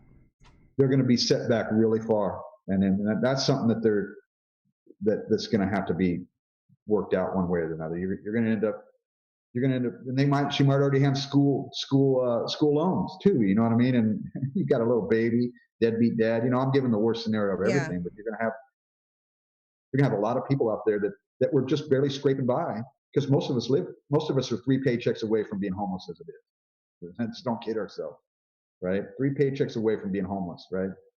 And so there's a lot of people right now that the future is very bleak, and we as a nation, as the world, need to pray for everybody. But there's that bad side effect to this right here is going to be a financial burden on people. And how do you that might be worse than the coronavirus itself. You might get sick and you're all right, but you owe 6 months back rent. You haven't made a house payment in 6 months, right? They can excuse all that stuff for so long, but eventually it's going to catch up. It doesn't mean that they're not going to want it back, right? Mm-hmm. It's one thing that they can extend your home loan 6 more months. You can't extend somebody's rent 6 more months. Oh, you're going to move out? Okay, well, you still owe me 6 months. You're still going to pay me my rent. Yeah, right? They're not forgiving the rent. Yeah. And there's only so much money. I mean, I know these. And you're going to have a lot of good people out there, a lot of good home building owners or something. They're going to forgive that rent. They are. Watch. They're going to do it. They were saying like they were looking for relief for landlords. Yeah. That aren't going to be able to, the people can't pay their rent to keep themselves sustained. I mean, there's only so much money. I don't know, where's all this money going to come from? That's the horrible thing right there. And we shouldn't be doing stimulus checks to help the JFK library or something like that. Was bullshit. What was that? All the money. They were the stimulus, the $2.2 trillion. It's not all to help people. There was a lot of bullshit going in there. I didn't know that. Hundreds of millions of dollars. Yeah, you need to read that. I don't have the list on. There was a lot of stuff in there that should have never been in there. That should have been going to the people that are going to be screwed over. Yeah, there was a bunch of political bullshit in there. Wow. Pork, what they call it. But we have to do something, because otherwise you're gonna create a lot of poverty, even if people are working at their. And I bring up a single mom. There's single dads. There's families that are still together with moms and dads that are struggling. That it's going to be so hard for them to recover from it. They might just walk away, and then their credit's ruined. And then your credit nowadays is part of your getting a job, right? That's part. You apply for a job, they go by your credit history, and that says a lot about who you are as a person. Oh, you don't pay your bills, you're not going to come to work. Oh, you're going to steal. You know what I mean? Mm-hmm. It says a lot about you. And there's going to be a lot of people that are going to. It's going to be a financial crisis in another realm, right? We can take care of the businesses, the Boeings, the Fords, and all that. But what about the people that were just getting by to begin with? Right. That's going to be a whole other. They're just hanging tight right now, and I mean, because if a single person gets $1,200, that's not really going to get them too far on keeping up with bills if they have zero income. And so, if you get the $1,200 and you got to pay your rent, so you're going to pay your rent, because rent's not cheap around this country. I mean, it's around here. It's a decent apartments, $1,000 a month. Right. So you're going to pay your rent and have $200 to buy food with, and it's gone. or And then you're like, okay, what am I going to do May 1st? and you're going to get unemployment, and then you're going to get the extra $600 on it. But that's probably not a whole lot if you're a mom and you got to go buy diapers, and you still have bills to pay. And they're telling people you don't have to pay your cell bill and all that. But again, how that's going to catch up at some point. It's still going to add up. Yeah. You're robbing Peter to pay Paul. At some point you're going to have to pay it, or something's going to have to be passed or forgiven where you don't. We live in this world that revolves around money. Wow. The whole economic is a whole nother set of anxieties, Yeah, but I would be more concerned about the health and safety of my family. I've already put myself in that scenario. I mean, I don't want to lose my home, but I don't want to lose my family. My faith it's in way God more important. Yeah. In my house, I can get another house. I mean, I could sell my house and go live in a travel trailer if I had to. There's options. There's always positive options you can do. Right? Don't ever take the easy way out or give up. Giving up is, you don't want to be a quitter. You know what I mean? There's always a way, but it's going to be some rough times after this is all passed. Yeah. Once we get past the illness part, then we got a whole nother slew of issues to deal with. But one thing at a time, right, Prepper? That's it. One day at a time, man. And you just gotta just deal with today. Let tomorrow be tomorrow. Tomorrow, say you don't know what's coming in tomorrow, or 6 months from now, or a year from now. Just deal with today, and you'll be all right. Can we do a weekly update with Prepper through this COVID thing? I can come back and do it next week. You let me know when I mean, I'm obviously open. I really don't have a whole lot on my schedule right now, so you let me know. I like getting your input. I like, with everything that comes out. I mean, obviously there's something new every day almost that we hear. And I watch the updates every day at 5:00 and get anxiety all over again. But I want to know if there's something new that's being talked about. Like, I want to know, but I don't want to know. That Roy Labs wasn't on for a day and a half, and I felt the anxiety because I couldn't go on there to see it, and I was like, man, you know what? I need to quit watching it so much. I was paying attention to it too much. I was letting it control my emotions a little bit. You know what I mean? And it was I should have been spending more time with my family. Yeah, too much worrying about what you have no control over. Yeah, and in the end, as far as you social distancing or getting the things you need to sustain you for the long term, it's there's nothing you can do about it. You can't stop your neighbors from doing what they're doing, or people in another town doing what they're doing. You have no control over that. All you have at the end of the day is control over your decisions. So true. And there's stuff to do at home. Like I said, you don't have to stay in the house. I mean, the weather's been nice here, and you can still go outside. Yeah, I think it was even up north, and so I think it was about in the 70s in Chicago today. Yeah, but they're a whole nother ballgame. See, like my Melissa B is in Chicago, and they can only like go outside and go around their block. So they're in Chicago, like actually the city, they're on some pretty more serious, instructions to stay in place, I guess you call it. Now here, like the dog parks are still open. What's the one thing Chicago and New York have in common? They're very densely populated, right? They live in skyscrapers, apartment buildings, and all that. If you look at New York, an apartment building is nothing but a cruise ship turned up on its end. True. There's only so many ways in, so many ways out. So yeah, there's the densely populated areas. You get out in Montana where it's the least populated state and everybody's spread out. They're probably going to ride this thing out. Oh my God, dude! I would love to just go to Montana or the South Dakota or somewhere, just out in the wild. What's the one thing that's you have a high volume of in Florida? It's elderly people, right? You do not want this thing getting down there. It would take a lot of elderly people. There's going to be a lot of high risk people, right? And your temperature is getting. What's the temperature there? I was in the 80s today, 85. So you guys might be beating it there. You think so with the heat? Well, I honestly think the heat is going to help. I really Last do. week we It were doesn't in the mean it's 90s. I was like, it oh my doesn't mean God. it doesn't mean it's going to stop it. I think it's going to slow it down quite a bit. Yeah, I think the heat. So in Canada, Canada's starting to their numbers are starting to go up. Watch Canada's numbers and Russia's numbers in Northern Europe, like Germany and France and all that. Their numbers are going up. The temperatures are starting to fall into that band I was talking to you earlier about.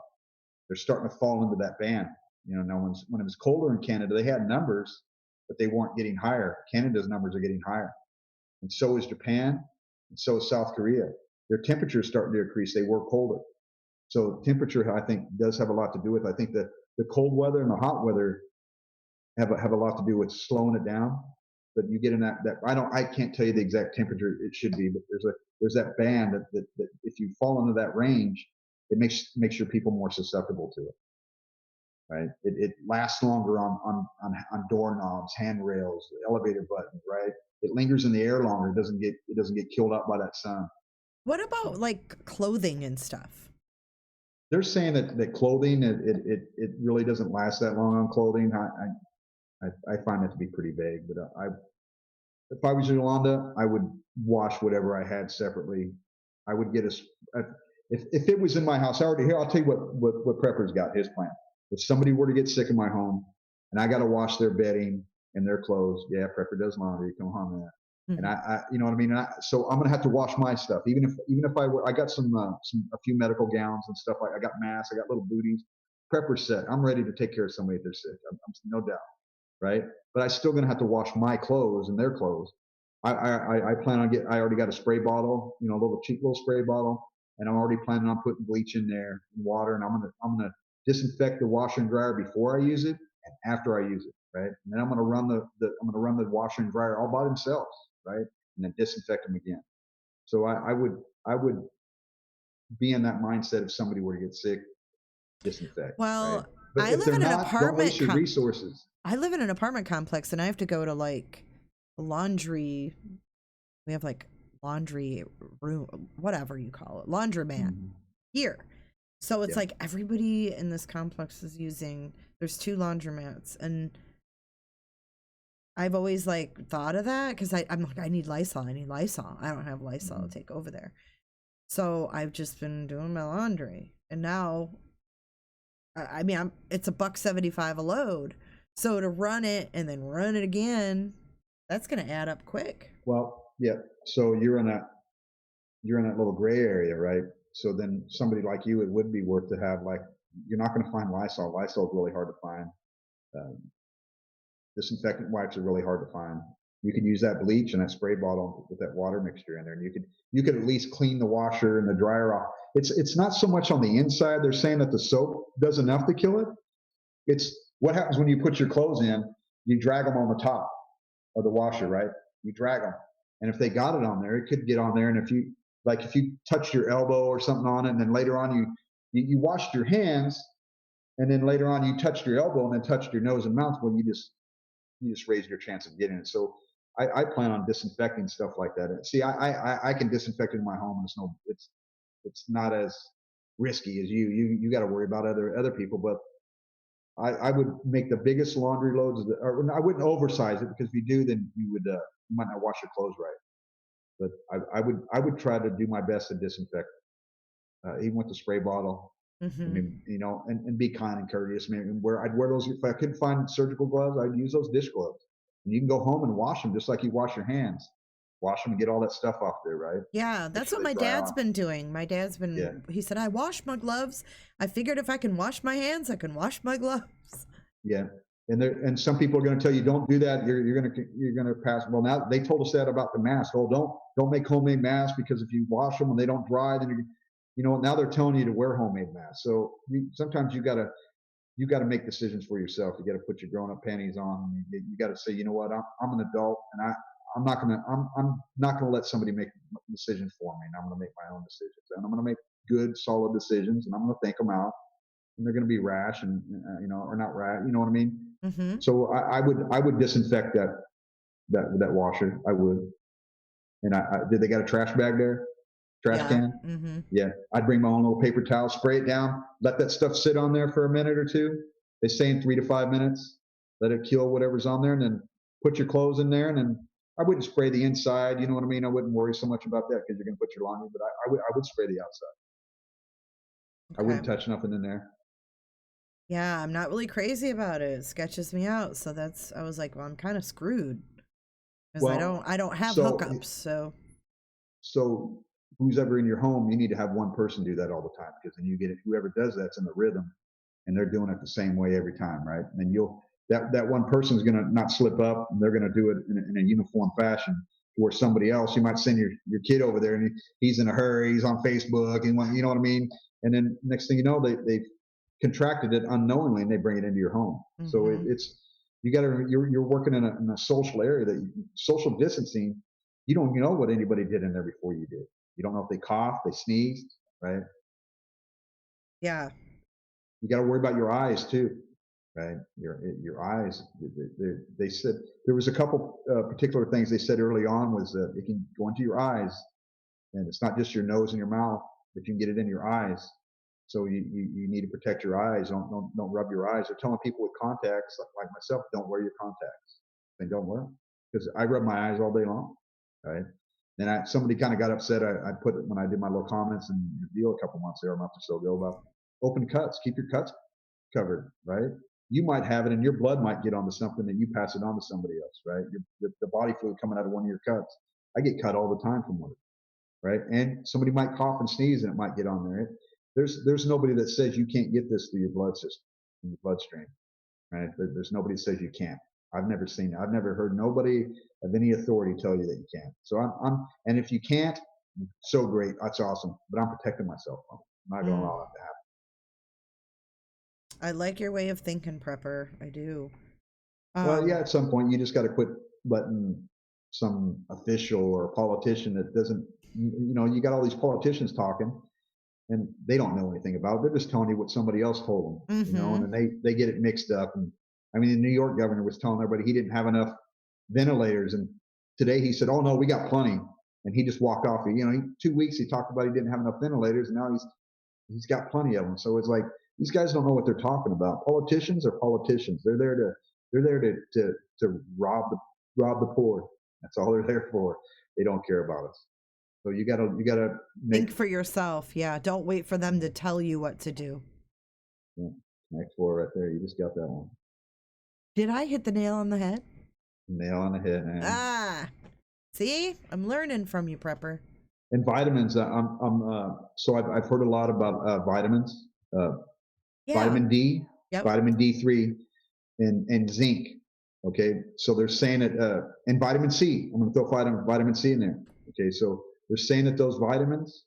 I'm not saying all together. I've heard different stories about all three, but similar stories, that they don't stop the virus. They don't inhibit it they inhibit it to a degree. It doesn't let the virus. It helps restrict the virus from joining up inside your body, so it can spread faster. Gives you a chance for your body to, even though you're still sick, there's no 100% proven thing about it, so I'm not telling you that it is, but they're saying that it could slow the infection in your body, so your body has time to fight it. So you don't. I've been taking that. I've been taking the magnesium, zinc, and vitamin D in one, and then I've been taking vitamin C as well. Mm-hmm. Since we last talked. They say you can't overtake vitamin C, so I take a little bit of extra. I think I take about 3,000 milligrams a day, and I take vitamin D3. I take a couple. I forget what their size they are. I take like 2 to 3 of those. I take vitamin B12. I take vitamin E.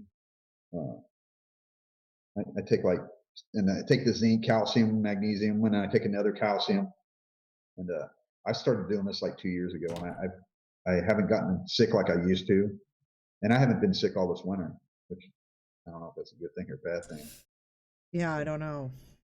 They're saying they're treating people in some hospitals, so they're trying everything they can, and they're saying that not in the vitamin C form that we get. Yolanda would probably know better. Any other nurse or doctor there would know how to better what I'm trying to talk about. They put it in an IV form, and they're giving it to people in high concentrations, and it's helping them greatly. It's helping them fight the infection faster. Hmm. So there's good things happening. One other thing I wanted to get your opinion on was a vaccine. I know it's going to be a good couple years until we see a vaccine. But what do you think of that? Do you think it's going to be mandatory? How do you think that's going to go down? Got any thoughts on that? I think they're going to have something within a year, right? Whether it's not going to be the cure, it's probably going to be something like the flu shot. But I think they're going to have something this time next year. I don't think it's going to be a year and a half. I think it's going to be about this time next year. I think they have to, right? They got to come up with something. They're using the malaria drug, so there might be something they can piggyback off there to make it accelerate it even faster to where they can have it before this next winter, because they're talking about this is going to be seasonal, like the flu, right? It's going to be another flu. So we could be going through this all over again next year. So they have to come up with something. And I think a vaccine is going to be sooner than later. You do? Will you get the vaccine, Prepper? So I don't do the flu shot. I did the flu shot one time and I got sick. I didn't feel right. I don't know. I don't know. I'm going to stay on the fence on this one. There's probably a good chance I'll take it. I won't say I won't. I never get the flu shot, so. Yeah. But this is a little different than the flu. It is. So you go back to what I was talking about earlier, one of the little things they didn't tell you about until, halfway through the game, that you're losing 15 to 30% of your lung capacity. That's huge. That's huge. So you can get the bronchitis in a couple years, 5 years. You can get regular pneumonia in 5, 6 years, and you're probably going to die. You lose 30% of your lung capacity. Oh, you mean they're not getting it back? They don't know. Like so when they're recovering, are they getting that? Well, it hasn't. Nobody's had enough time, but they're saying that some of these people have lost it. So if it doesn't heal up and doesn't recover, you could have oh my God. We all get bronchitis from the flu sometimes, right? Yeah. And some people get pneumonia. That's normal, and it could be something that takes you out. Right. So that's kind of the scary part for me, right? So maybe that's why we're getting 115,000 vents, because we might need them in the future. If all these people, no, that's what Trump said today. Oh.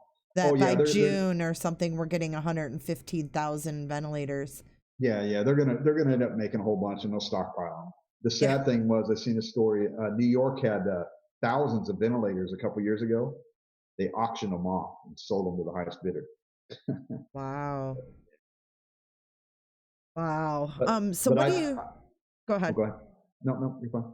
I was going to ask you about like internet service and stuff. Do you think that is going to be affected with more people obviously working virtually? They're at home, so they're online and everybody's communicating that way. Do you think that this is going to potentially bog down the interwebs and I won't be able to go live? No, if it was, it'd already be happening right now, because you got a lot of people out of work right now sitting at home, or they're working from home. The kids are home, right? Everybody's using Wi-Fi from their house. This is summer on steroids, right? Everybody's on vacation. So I've noticed, I don't know how yours is, maybe it's just my computer, it's old. I noticed like when I open Yahoo up, it takes a few seconds longer for it to load. Yeah, mine too. So, yeah. I noticed a little lag, yeah. And I noticed like when I go to say that Roy Lab deal on there, I have to put it on the high definition so I can see the wording on there a little better. But YouTube already said it lowered its broadband service, whatever they call it. Oh, really? Yeah, they already said that, because they're being overwhelmed. So they had to lock it down to where it's you're not getting the primo stuff. You have to go to your settings and actually change your settings on there to get a better picture. No kidding. So maybe that's why my quality was lower. I was like, if you can go like 750 or 1080. You can go down there where the little gear is down the setting where the picture is, and you can click on that, and it will help increase your quality. Ah, that makes sense. But the speed thing, there's not really a whole lot you can do about it. That's what I'm not an internet guy, but they call it the broadband or whatever. I just don't want to lose all communication with the outside world. So I would tell you right now, they're better off letting the world run out of toilet paper and food than I think if they let the internet go down. I think they would have. I'm being serious. I think there would be mass chaos. People would freak out. Yeah, people would freak out. Well, that's our lifeline. That's where we get all our information. That's where we talk to our family and our friends. Yeah, that's it. It would be detrimental, I think. You shut off people's phones and the internet. Oh man, you could actually have some regular, everyday, honest, good people breaking the law. Right. Oh. You would have the anxiety and the fear would increase tenfold. Do you feel like there's been any kind of like looting and we just haven't heard about it? Or do you think everybody's pretty like this, like in the inner cities, you know, where we find people like running out of food and running out of money? And have you heard of anything crazy going on like that? No, I've been keeping my ear to the ground in my area, and that's the best way I could say it. Here in my town, it seems normal. It might even seem a little less. I don't know. I'm wanting to say that break-ins probably went down because people are home more, right? There's neighborhoods or because people break into your homes during broad daylight during the week, during work weeks, right? Work days, but everybody's home, right? And there's people out in the yards playing around. I think people playing around outside is probably going to lower crime in your neighborhood because you're not going to go break into a house when you got 80 witnesses out there. You can't kill 80 people. You know? True. Go out there, start messing with somebody's kid, they're going to kill you. You know. Right. Yeah, more people are just at home. But it's with weird. That said, if this thing lingers on longer, you're going to have people that are. It's the only thing they're going to have to turn to. They're not going to have a job to go to, and you're going to have good people. Well, yeah, I mean, if you have desperation, you have people that'll go to some pretty desperate measures. You got to feed your kid. You got to feed your kid. You know what I mean? Bottom line, and there is no law when it gets down to stuff like that. You know, and we talk about the positive things like people being outside and kids playing and blah blah blah, but there's also another side of that, and I hate to be negative, but it's the truth. Is, you know, people, if there's abuse going on in homes, and if there's, you know, couples that don't get along, there's going to be a lot more domestic violence, and a lot of these kids that their outlet, their escape was school. Yeah, they don't have that anymore. And you know, I've been thinking about that, and I mean, there's not really a whole lot that we can do. It's like, they say domestic violence is on the rise in the United States right now. People are stressed. They're stressed. You might have people and they're people hanging around each other that aren't used to being around one another. So I'll tell you a quick story. One of the guys I worked with about 10, 15 years ago, he retired, and I seen him at the store about a year after he retired. And I was just talking to him. And hey, how's everything going? He goes, oh, pretty good, man. He says, me and my wife are doing good. We're doing good now. And I go, oh, okay. Well, I thought you guys were always doing good. And he goes, oh, yeah, that's right. I haven't talked to you in a while. And he goes, I go, yeah, you haven't talked to me in a while. He goes, yeah, I retired and I came home and I started changing all my how everything was done at the house. My wife never worked, so she had her system. And I came home and I was changing her system. And we got into some fights. I mean, not fisticuffs, but we got into some arguments. We almost got a divorce, and I had to learn it was her house. Right. He had to adapt to her daily. So you got a lot of that going on. And on the top, a lot of people, there's a lot of anxiety. Anxiety's high right now. And as far as crime, so you got to understand it. Even the news media is trying to make things look worse than what they are. They even have to have some control because over the world, there's crimes going up at some degree, at some levels, in some places even higher. For instance, like Italy, it's getting pretty bad, right? But they're not. They're trying to keep that on the down low because they don't want to let everybody know they've lost control. Right. That's the government's. That's the number one thing a government has to do is keep control, right? Yep. And they can't let everybody know that they don't have control. The local police department and the sheriff in my area are telling you if they're not coming to your house, somebody breaks into your car. They're not coming to your house if somebody gets an argument with you. Either crime has to be underway, they have to be in your home, it either has to be life-threatening, or they'll come if you're elderly or disabled.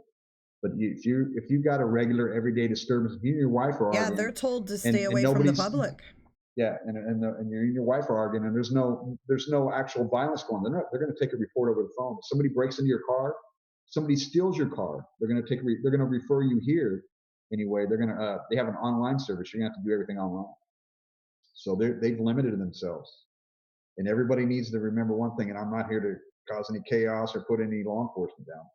The police never, at any level, swear on the Bible or any oath there is that they will die for you. So you need to keep that consideration. Mm.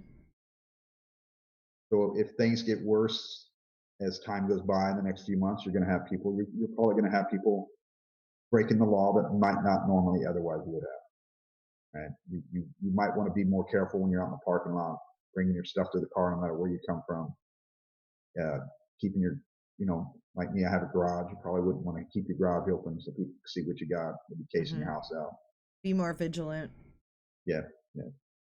You want to pay attention to the cars going up down the street that might not normally be going up down the street, or people walking around like for you live in an apartment complex, people walking around that you get that gut feeling like, yeah, you just walking around. You can tell somebody's walking around looking around, casing the place out.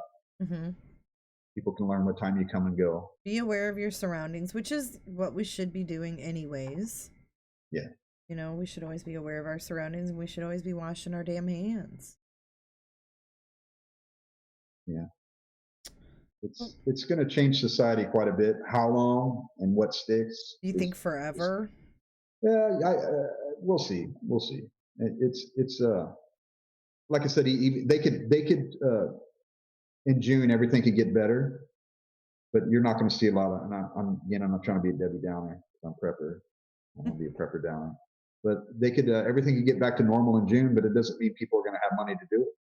People might not be going on a cruise, or cruise industries are, I think, are going to take a hit for a while until people forget about it. It's going to take a little bit, right? That's not bouncing back. That's not going to be a fast bounce. That's going to be a long lingering effect. But there's going to be people that they're not going to go to the movie theaters or go to the beach or go to Vegas. People are going to be, again, like we were talking about, they're going to be people that are going to be financially hobbled here because of everything that happened. Even if they get to go back to work. When you got 2-3 months of rent you got to pay back, and your cell phone and your electrical and your gas, and you know what I mean? I watch Trump on YouTube every day. I watch it on Fox News YouTube, and I read the chat as much as I can. It flies, but people are begging to go back to work. I mean, they're literally in that chat, put us back to work. And it's crazy. Yeah. It's not what America is built on, is not working and everybody being at home. It's just so crazy and different. And like you said, the fear of the unknown, and anytime there's major change, anxieties are high. And nobody deep down inside wants to work, but if you don't have any money, it's very boring to sit your ass down at the house, even if there's nothing going on and you don't have nothing to do. Mm-hmm. Not the money to go do anything. It's pretty boring. So you kind of miss work. Now, do I want to go to work? You miss the money. I don't want to go to work, but I enjoy going to work. Believe it or not, it's kind of contradictory to one another. I enjoy going to work. I enjoy the challenge that I endure every day, and I'm assuming most people feel the same way. It feels good when you get a paycheck, you buy something, you did it, you earned it. There's a self-fulfilling need when you go to work that you did it, right? And when you put a plate of food down in front of your kid, you provided that. You know what I mean? You didn't go out and hunt it like we did back in the day or whatnot, but you went out and you got up at 4 a.m. and you went to work all day. You came back, you cleaned the house, you did everything you do, and there's fulfilling gratification in doing that, and I think people miss that. Mm-hmm. You want to feel like you have that your life has meaning, that you have a place in life. Nobody wants to not be at work. Again, that adds to the anxiety. Well, they won't need me. They're going to get somebody else. I'm elderly, or I'm 50 years old. They're going to go hire the 20-year-old to take my job now. There's another anxiety on that. It's just people want to go to work so they can also get rid of that uncertainty. Right? There's a huge uncertainty going on, and they're like, oh man, I don't know if I'm gonna have a job in a month. Or, you know what I mean? They want to know that you got a job. Right? It's one thing to get your boss is still sending you the paycheck, but that's because the government's paying it, right? It's another thing to have your paycheck when you go back to work, and everybody, it's just, people want to get rid of that anxiety, that uncertainty. Mm-hmm. Absolutely, because that's what causes all of our anxieties is fear of the unknown, but also we are our own worst enemies when we get too far ahead of ourselves. Yeah, if you let something take over your mind, and it'll devour you too, right? You're worried about, I'm going to pay the bill. That's why you just gotta find something that distracts you. It's so hard, and it's easier said than done. I understand. I just find myself thinking about the symptoms all the time. That's what I, freak myself out with is, oh God, do I have a fever? My chest feels heavy, and I'm like, oh, it's just anxiety. But, every time I get an ache or a pain or I feel something, I'm like, is that a symptom? And I don't know how to stop doing it, but it's just because it scares me. I want to be on top of it, I guess, but there's really nothing I can do being on top of it. I get that dry throat, and it's like I start coughing. Oh, is that it? Do I got it? Do I got it? Me too. And you go to the store, and I told my wife, I was joking around, because I go to the store to try to find things that are hard to find. So after a while, I go to the store every day. So after a while, the best time to go at this store, because that's when this truck shows up, right? Or you just know. And so when you walk around the store, everybody, I told my wife, I said, I hear nobody coughing. Nobody's coughing. Nobody's even, if you got a cough, that's the last thing, you're going to hold it in, man. Because if you cough, everybody's probably going to jump in and beat you. You know what I mean? But I don't hear anybody coughing. And that's not normal, because we all cough. Even the healthiest person in the world coughs. I'm not going to lie. The last time I went to the store, I had to cough, and I held it in. Yeah. Nobody's coughing. Nobody's sneezing, and nobody's coughing. I don't hear nobody sneezing, nobody coughing, because everybody's looking at you, right? And one of the guys I worked with, because I worked last week, because I worked 9 days straight, and it was like my last few days I had to work, and I was talking to this welder, and he goes, I went to the store the other day, man, and it was so awkward. And I go, what do you mean? He goes, and everybody was looking at me like I was going to rob them or rape their daughter. It's like everybody kept staring at me, and I was laughing. He goes, yeah, he goes, everybody's looking at everybody, seeing if you got it, looking see if you look sick or if you cough. He goes, everybody's just like judging everybody by looking at them. He goes, it's uncomfortable. Mm-hmm. And you know what? He's right. I've been going to the store, I've been going to Costco the last couple of days. Costco's packed. It's quiet. You think they're having a funeral, and the preacher's getting ready to come up there. There's hardly nobody talking. You get that one person walking around talking on their cell phone, because they haven't watched the news in 2 years. They don't even know what's going on. They're kind of like, why is everybody walking around on a mask? Is this Michael Jackson Day? What's going on? And so but it's quiet. It's kind of eerily quiet. Oh, I haven't been in the store. Like I said, I've picked up. The last store I went to was Walgreens, and that was 2 weeks ago, I think. Yeah, there you go. So if you got the things you need, you're good. Me, I kind of overdo it. I try to get too much stuff, but I'm kind of looking at it going, for me, in my hometown, it hasn't gotten bad. There's a few hundred cases. Okay, it's kind of, but in the area of the town I live in, they have the highest number of them. There's like 110 of them in my little area. But I'm looking at going, well, if it spreads and it gets real bad, that's when I might use my vacation at work. I'm not going to the store, right? We've got everything we need, and then if it gets to that point that it's too dangerous for anybody to go outside, we don't have to go anywhere, right? I'll stay home. We got that leeway kind of halfway at work. It's just, I just want to make sure I have what I need in case it gets bad. Like New York, right? It's bad over there. You don't want to go outside. You want to stay in your apartment. But the bad thing is, you're living in those apartments. It's everywhere. If a couple people on your floor are sick, it's there. They're not telling you that. So it's airborne with the liquid droplets. They're not saying atomized. It's atomized. It has to be for it to the way it's spreading. What's the difference? So a liquid is like when you sneeze, you get to see the droplets come out of your mouth or whatever. You get to see the liquid coming out of your mouth. Mm-hmm. So atomized means that the virus is living in your oxygen or the air that you expel out of your body, and microscopic, and it'll linger in the air. They're talking about for 3 to 6 hours. So if that's the case, and you're walking by and you're not wearing a mask, or you get it on your hands, it's attaching to your hands, your face, right? And you can be breathing it in. It can get into your eyes. So it's a atomized means you just can't see it, and so that's even worse because if it's a liquid droplet, it's too heavy, it'll fall to the ground or fall. Gravity's going to take it down on a surface, on your shoes, the floor, a countertop, whatever. It's going to make it drop faster, right? There's going to be microscopic little particles that are going to be liquid that are going to linger for a little bit. But the atomized it's just in the air. It's part of the particulates that are in the air that you just can't see, right? Like look around you right now. There's moisture in the air in your house right now. There's moisture, and you just don't see it. You have a humidity factor, especially where you live in Florida. There's water in your air, unless you live in a very dry, deserty condition. There's always something that you just can't see it because that water is in a vapor form. Okay, so a question for you: if it can linger in the air for hours, there's that spray called osium, and it says that it kills bacteria in the air, right? It's like you can't breathe that stuff in. It's really strong. But have you heard of that? Do you know what osium is?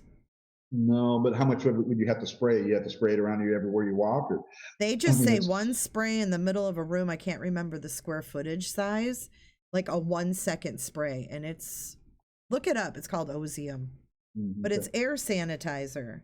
And I just wondered if that, if someone comes in from, I guess if they have it and they live with you, that you're going to get it, So where you're living with, because you have a high humidity there, they're saying that high humid climates, it's actually bad for viruses. Viruses don't linger in there, especially when it gets hot.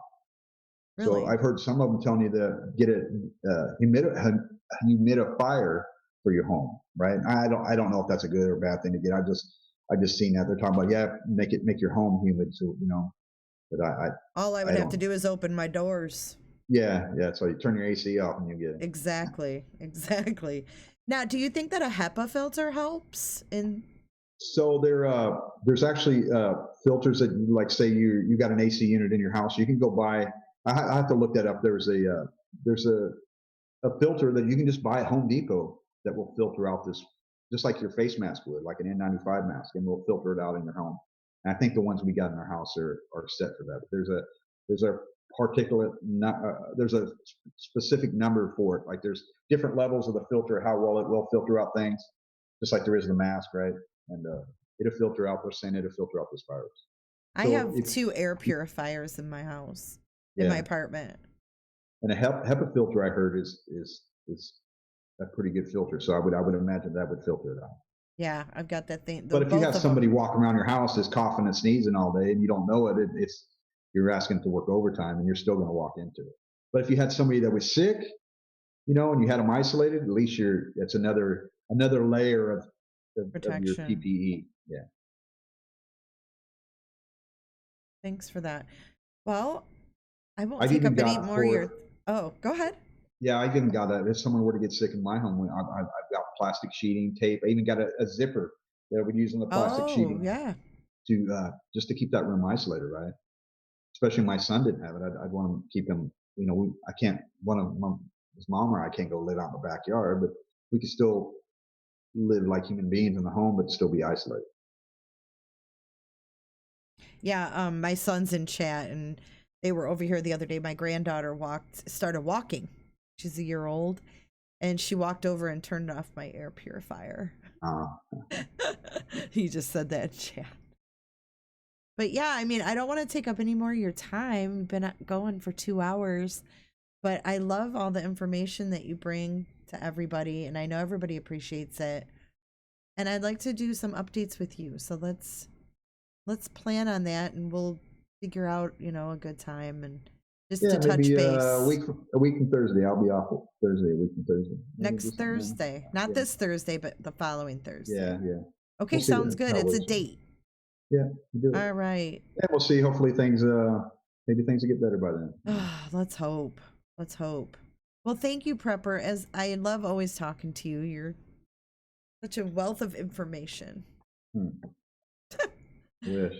Well, your family's lucky. I gotta say that, because you got it going on. You got your shit together. Yeah, but I've been doing it for a little while now. When I started collecting stuff and gathering things when the Malaysian airplane went down, the MH370. That was 6 years ago.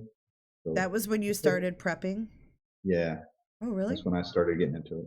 But in a real world, we're all preppers. I mean, you got just one roll of toilet paper? Do you just got one can of beans? We all, it's inherent in our nature to have things to get us through the winter, whether we believe it or not. But it's just it's a natural instinct for us to do it. But that's when it kicked in for me, because I was like, there's too many uncertainties and some shady conspiracy theories about that whole thing. I'm sure you guys are aware. They haven't found the plane still, but it was it's what got me in, and it takes a while to get things, but it's never too late to start. So, and you can, and I'll give this the best advice I can give to anybody. And believe it or not, your government, your city, your county, your state, and your federal government tell you this, and this is the one thing you can believe in what they're telling you, is to have enough stuff for at least 7 days, right? 14 days is they're even telling people 14 days before even this stuff happened, right? Because you can have a hurricane, a tornado, an earthquake. There could be an attack. I mean, you can have a plague like this, and you wouldn't be put in a position to put yourself in harm's way. Ooh, Prepper, that's a whole nother topic. Hurricane season. Yeah, I'm about to be dealing with hurricane season, and that could be a mess with, shelters and things like that. But again, that's getting ahead of ourselves, because that's not till June. But, of course, they're all putting the fear mongering out that we're going to have a horrible hurricane season here in Florida. So, yeah. So that, the one greatest advice that I could give you that somebody gave me years ago, and it's just quit watching the news. The news is, they're lying to people, right? They're there to pull you in and make you afraid and all that. And I bring you back to the MH370. See who brought that up the most? It was CNN, and I'm not a CNN guy, but I was watching it every night for like 3 months. And Don Lemon, we're talking 3 months into this, I've been watching this, right? They haven't found nothing of the plane, but they're doing their stories every night. And Don Lemon's asking, I think, 3 people on his panel, and he legitimately, straight face, asked somebody, so do you think they were abducted by aliens? And I go, oh my God, what have I been doing? That's when I woke up and go, what the hell have I been doing? I've been watching the news for 3 months for this bullshit. Were they abducted by aliens? I was like, oh man. And he meant it, right? It was like, they've ran out of so many stories that they're pulling out anything they could just to keep people watching the news. And it doesn't matter what brand you watch, right? I'm not just hating on CNN. I mean, it can be any news. They run with what sells, and they put fear out there, and that's the biggest seller. They don't put good stories out there, right? They're not going to put, oh, Jay won the lottery. I mean, they're not going to run 8 hours of Jay won the lottery. They're going to put 8 hours of Jay won the lottery and killed 14 people, right? And they're going to make a bunch of bullshit in between that just to, and they don't care. The news media doesn't care anymore if it's true or not. They used to be. Yeah, it's kind of like some things on YouTube you see too, on a smaller. Now it's opinionated news. It's not the news anymore. It's their opinion. It's political. Do you love though how Trump calls them out in those press conferences? I absolutely love it. I absolutely love it. They ask him the most negative questions, and he just he just calls them out. Like, I'm not answering that. Like, if you ask me a question that's not full of negativity and fear, mongering, then I'll answer. I have so much respect for him and how he's handled this situation. But then you have people who say this is all to get him reelected. I don't think he would need to go to an extreme length like this to get reelected. He did not want to wipe out the greatest economy ever in the world to get reelected. He was gonna. That's what he was gonna run on. Right? He was gonna run that. He created all these jobs. Yeah. No, so if you don't like Trump, I'll give you this one suggestion. Forget about your political affiliation. Everybody hates him. The Republicans hate him. The Democrats hate him. The news media hates him. So to me, that tells me they're afraid of him, and that goes, oh, that's why I like him, because There's something, they yeah. can't control him. He's being, I think he's being honest when he talks. Maybe he slips up, makes some corny things, but they all do, right? But they're afraid of him, and they're afraid because they've lost control of the game that they had over the people of the world. Right? He could be. He's afraid they're going to expose him, and so that's why I like the guy. He's real. I do too. He is real. Ronald Reagan's my favorite president. I love that man. Me too. I go to his museum all the time. Trump's moving up there for me, man. He's moving up to catching up to Mr. Reagan. Oh. Yeah, I don't think he would want to reverse all of those jobs. I mean, unemployment was at, I think, an all-time low. Yeah. And then this happens, like, boom. You know, yeah, the stock market crashed, all these jobs lost. Yeah, and and he's a businessman. That's not going to be his. No, not going to be his MO. No, that's and you got to go. That's why he was saying that he wanted everything back by. He was hoping by Easter, because he's wanting an Easter present for the world, for America. You know what I mean? He's thinking biblical, and he's wanting the economy to get back together. Because it's not so much. I don't think it's so much. He wants to get reelected. Don't get me wrong.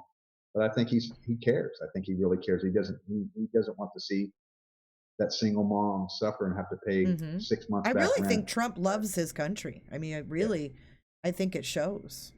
And he looks tired. And people, I think they need to really look at his face now and put them, think about what he's dealing with. Yeah, the man probably doesn't sleep. They always look at a president when he first gets elected, and then when his last day in office, they age. Yeah, they age be a very. Lot. I don't care who they are. That's got to be a very stressful job. That's just you got a lot of people pulling it in so many different ways, and all this information coming in from all these different experts, and he's basically a mouthpiece for all of the information that he's gathering from all the different departments and all the different experents. Yeah. And you got to remember, he's not. Go ahead. He's not the one that shut the economy down. He didn't tell people not to go to work. So don't ever let nobody point you or anybody else down that road. He didn't tell nobody to stay home and not go to their jobs. That was all the governors have done that so far. That's all. He left it to the states. Yep. He left it to the states. So the governors are telling you not to go. So you got to look at it that way too. Because every state's different. Every state's rules are different, and we didn't go into the stay-at-home phase until last Friday. Prepper, I haven't even been in this for a week, and I'm freaking out. Yeah, they shut down our schools here, I think 3 weeks ago today. They shut down schools, but then the whole stay at home. Yeah. The executive order, whatever that the governor signed in, but Michigan had already been under that for a couple weeks from their governor, and it's just I don't know. Then they started this whole checkpoint thing at the Florida-Georgia line, and that was a fiasco because they had traffic backed up for miles and miles and miles, and all these trucks are trying to get through with goods. It was a disaster. So I don't think they're doing that anymore. So the way they're how would you use it when they're checking people? What's that word for it? At borders, what do they call that? Inspecting people or testing people for symptoms. Worldwide, even when this thing happened, and America is just as bad as any other country. When people from China would come here, they would put a temp gun to their forehead, just like they did in China. That's what China did. Oh, your temperature's fine. Go ahead. You can leave Wuhan and you can go to this next city. But you might not show any symptoms for 2 weeks. But yet you're still getting everybody sick. So the way they're testing people at airports or stopping people coming in from into Florida from other states, or Texas is doing it. That doesn't mean anything. They can go put a temp gun on your forehead all day long. That's a false sense of security, because they could literally be sick and then drive off, and 2 days later they show signs that they're sick, and they had it for a week, right? And not only that, they were just in contact with that Florida Highway Patrol officer, and they just gave it to him. Right. Well, someone was asking in chat if they were doing temp checks at the border. What they were doing, I think, was what they wanted to do originally was they were going to stop everybody and look at their ID and see where they were from, regardless of their license plate. They wanted to see IDs, where they're from, and then have them fill out a form where they've been, and what their travel plans are. I can't imagine how much time that would take to do each individual person driving down a freeway into Florida. Yeah. Crazy. So now you got people that are stuck on the freeway that probably were about out of gas. Now they're going to run out of gas. Now you just cause more problems. Now you cause more human contacts. Yeah. So they can fill out all that stuff they want. So when they were coming from China to the United States, they said a lot of people were they would be asked those same questions in an airport. Hello, Mr. Guy from China. Were you in Wuhan in the last 2 weeks? Oh, no, never been there. Don't even know where it is. Okay, you're allowed to come to the United States. And they just came from there, right? They said, I forget the timeline, but there was 450,000 people that came from China in a small time frame during the crisis, right? It's like, okay, that's a lot of people, you know? Yeah, they can ask you all the questions, and it's up to somebody's morality if they're going to tell you know. Yeah, if they don't want to be quarantined, they want to just go home. They're going to ask you questions. Have you had any flu-like symptoms? A dry cough? They're going to ask them all the little medical. No, and they can be honest. No, I'm fine. I'm good. I'm great. I'm not sick. Hey, you're fine. You're great. You're not sick. And then you go down the road, and a few days later you get sick. Well, and then people also are carrying it around that don't have any symptoms. They don't know that, you know, so they're around all these people, but they're just not symptomatic. So that's a whole nother thing too.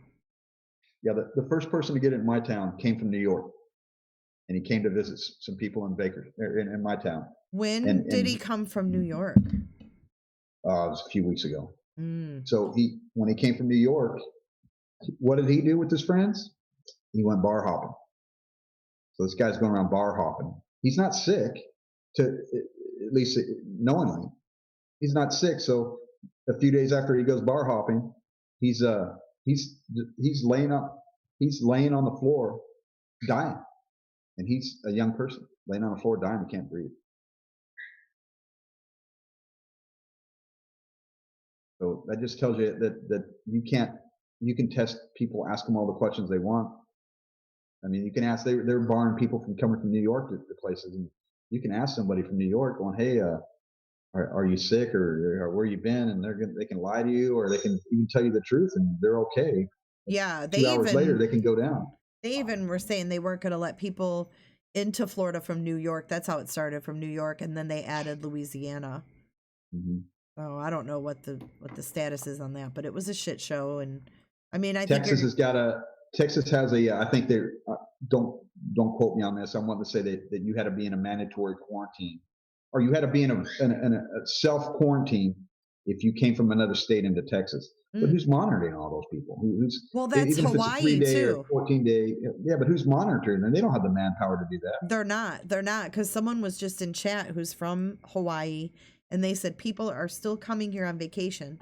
The flights are super cheap. So people are still going there, even though it's a 14-day quarantine. And she said they're not following it. So they can't follow these people around and make sure they're staying in their hotel room. Yeah, it's impossible.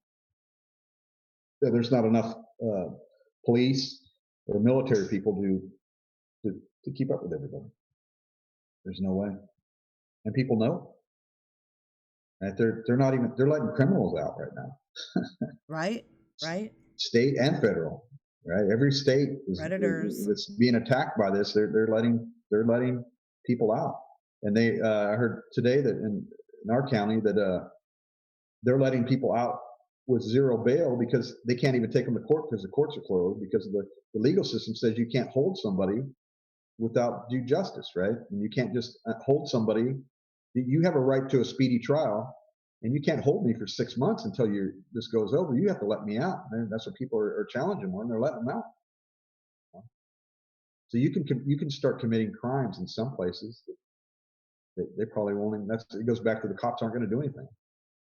They're going to let you go. They're going to go drop you off somewhere else, or they don't want you in the car. Yeah. You know, they don't want to be around you any more than you want to be around them. The California Highway Patrol here you have to be speeding 20 miles an hour over the speed limit before they pull you over. Is that right? It used to be 10. Yeah, it used to be 10. Now it's 20. Yeah. and people know Damn. We watched a car chase last night in Detroit, and the guy actually he was low on gas. He went to the gas station and someone let him go ahead and get gas. Like, they backed off. And I didn't even think about it then, but it was probably because of this whole COVID thing. They it. were Yeah. probably like, yeah, go ahead, and then he got gas and he kept going. Then you got these crazy people that go to the doctor, and this has happened all over the world. They get confirmed that they have it, and they escape the hospital, and they have to go hunt them down. It's like they know that they have this thing, and then they leave and go God knows where. Well, I know they're setting up, at least I know I follow like the Detroit news. They took where the auto show is usually held. We have the auto show in Detroit every year, and they've got that set up so it could be a makeshift hospital. So they're thinking ahead. I mean, they don't have anybody in there, but I guess what you said, if our hospitals get overpacked, I mean, they're coming up with like these arenas and things to use, but I mean, how many? I don't know. You still need medical workers to work there. Yeah. So, do you think that they would bring in like military? So they've already done that in a few states, especially New York. They brought in the National Guard. I think they brought some in here in California and some other states as well. China did that, to where they took auditoriums, just like they're doing it here. Everything they did in China, we're doing here, except for a few things, right? They're not boarding you up in your house. They shut the gas stations down in China. Yeah, they're not putting seals on our doors. Yeah, and seeing if those seals are broke. But they in China, they open up a bunch of like sporting arenas and stuff like that, and they would put like young people in this one and older people in that one, and they would just let you ride out, and if something bad happened to you, it happened to you in there, but that way you weren't out exposing it to other people. Mm-hmm. And so that's what they're doing here too. Well, New York City, they got them in Central Park in tents. I know, I saw that. It's crazy because I was just there for Dateline, the end of January. And yeah. I'm sure the COVID was around then.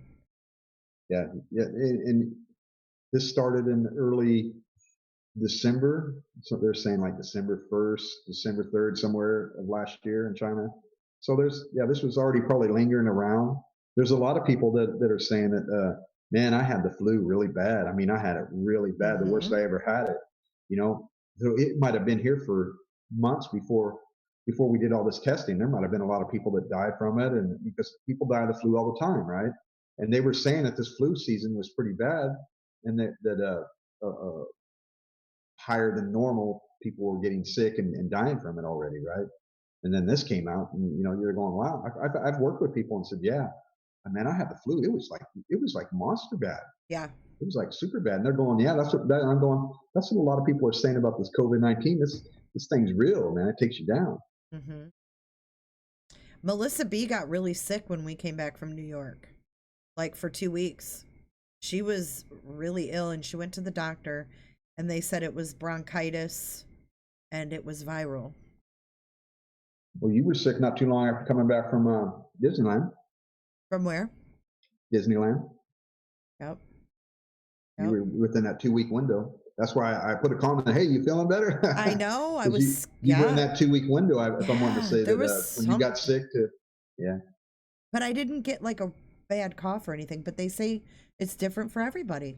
It's different for everybody. But also, my oldest son is living with his dad right now, and his dad had traveled to China in December, and they got sick. January. Yeah. The baby got sick. The baby, I remember the baby having this cough. She's never been sick. Whole year, she never got sick. And it just basically was like respiratory. And I had her one night, and she was kind of not wheezing bad, but you can tell. I took her in the bathroom with the hot steam and everything. But I remember her having that cough, and we just thought, she got a cold and whatever. But my son got really sick in January, and then the baby got sick, and he came back from China. I think he was there Christmas, so early January he came back. Crazy. Yeah, so there's two different strands, and they're saying the first strand, the one that happened in December and in January was early January was the strand S, and they said that's the one that just gave you like the really bad. Most people just felt like the flu, but the strand L is the one that is killing people faster at a fast rate, right? That's the one that within a few hours it's taking you down pretty quick. Well, they're saying that 80% of people who contract the virus recover. That's what I heard today. Yeah, yeah. And so those there's are some pretty numbers. good. That makes me feel better. When I hear that, that makes me feel better. And I've heard up to 85%. So the more people they test, the lower the death rate is, right? So and we're testing a lot of people here. Where China wasn't testing people. They were. I've heard a lot of reports that you would go to a hospital in China and they didn't even register you. You stood in the line and they handed you some medicine. They sent you home. They didn't even log in that you even were sick. Yeah. Right? They were just handing people medicine. So that's going to be the difference here. So yeah, they're not able to track. Yeah, and that's what everybody needs to not freak out about. They're going, hey man, right now there's 400,000 people that have been confirmed. Yeah, don't use that as your measuring stick because we're actually testing everybody, right? We've elevated it, we corrected or whatever errors we had in the system. People are getting tested, so those numbers are going to go up. That's not the number that you need to worry about. And that's even what the doctors are saying. You need to worry about those other three numbers: the ones that are dead, the ones that are recovered, and the ones that are in critical condition. Those are the three ones. We're going to go into probably here in the next week or two where we're going to have several million people that have been tested positive, right? But then always look back and go on. There's 360, 70 million people in America, and probably 300 or 180 million of us, 100 to 200 million of us get the flu every year. And we get the flu. So this thing is highly contagious. So the chances of us getting it, we might have a 20% chance of getting this thing, maybe even less. But it's those people that do get it, that let's say the 15% that get it, that they're in the hospital. And once you have to go into the hospital, you move into another realm. And that's why we need a social distance. Why we need to take care of people, especially the older people. And that's not just them. It's anybody that actually has a serious underlying health condition. I have a question, Prepper, a serious question. Do you think that eventually all of us will get this virus? I mean, not saying that we're going to die from it. I'm saying, do you think that pretty much it's inevitable? I mean, how can we protect ourselves 100% from something so contagious that we have no vaccine for, no medication to kind of slow it down? Or, like we have the Tamiflu. You get the flu, you're in the beginning stages. You take the Tamiflu and it lessens the severity of the flu. I mean, I just don't see how it's possible to keep everybody from it in a way. So there's pros and cons about getting it. If you get it and you survive it, so your body has a resistance, right? So if next year, this winter, it comes around again, you're probably going to weather it out pretty good. It's not going to be so bad. It's because this is the first time our bodies have acquired this. Mm-hmm. But on the bad side is if it's really tearing up your lungs like it is, is it worth getting it and surviving it and not having to worry about it again? I mean, that's a very big unknown. I think it's going to be seasonal. I think it's going to be something that's at least for the next year or two, right? We're not going to. So right now you've got all these countries that are going in the summertime and some are going in the wintertime. Temperatures are changing, so it's going to be something that's going to continue. I see it happening through this next winter, right? I just me, and I'm thinking the best of the worst. I'm thinking that it's going to happen again. This is our first wave. We're going to get at least another wave, right? It could be like the Spanish flu where you get three, but I'm pretty sure we're going to get a second wave. And that's why I think flu had 3 waves. Had 3 waves, yeah. And so I think it is going to come back around, and I think that most people are, and if it does, most people are going to get it. We're going to let our guard down. It's going to be October. Everything's going to be fine. And we're going to end up getting it. People are going to end up getting it, and there's going to be a different version of it, right? It's going to twist off into another version, and people that already had it are going to get it again, just like the flu, right? Just because you get the flu don't mean you're never going to get the flu again. You just get a different. It mutates and turns into something else each year. So that's where it's going to be. For me, I think it's critical. I told my wife, I said, we're going to get it. You know, I mean, I'm just being a realist, right? I go, at some point we're going to get it, whether it be this pass or the next one or the third one or the fourth one, we're going to get it. But we need to weather it out until they come up with a solution to, you know, you got a lot of brilliant people trying to figure out, finding a way to, you know, medicines, vaccines, whatever, to help you, because we're going to get it. I mean, if you get it, I don't think they're going to come up with something to stop you from ever getting it. Not like polio or something. Right. But we just got to ride it out to where we get through that dark cloud until they come up with maybe the malaria drug, or I think that's going to be something they're going to use. I think that's going to be the backbone that they're going to mutate some vaccines off of, right? Because that sounds very promising. You know, I don't think Trump just brought that up just for no reason. I think he was in there with some smart people, and they were telling him about that because he's pretty heavy on it. So you got to remember, these guys he's listening, he's being told a lot more than we'll ever know. And so I think it's a pretty good vaccine to some degree that I think they'll end up writing off of and making a normal vaccine off every year from. But we just got to ride it out through this first wave, and hopefully, you know, this time next year, or hopefully this, we'll be in a better if it comes around this winter, that they'll have something to give you, so it doesn't get to where it's taking out your lungs. Because I don't care who you are, if you lose 30% of your lung capacity, you're in a rough spot. Yeah, you're not going to be very active. No, yeah, you look at, like, my mom had COPD. You're going to be like an old person. Yeah, you can't breathe. You're not moving around. You're going to be in a scooter. You're going to have oxygen and be in a scooter. Well, you're not going to sleep real well. You're going to be exhausted all the time. You're going to be fatigued, horrible, labored. dude. That is my worst fear.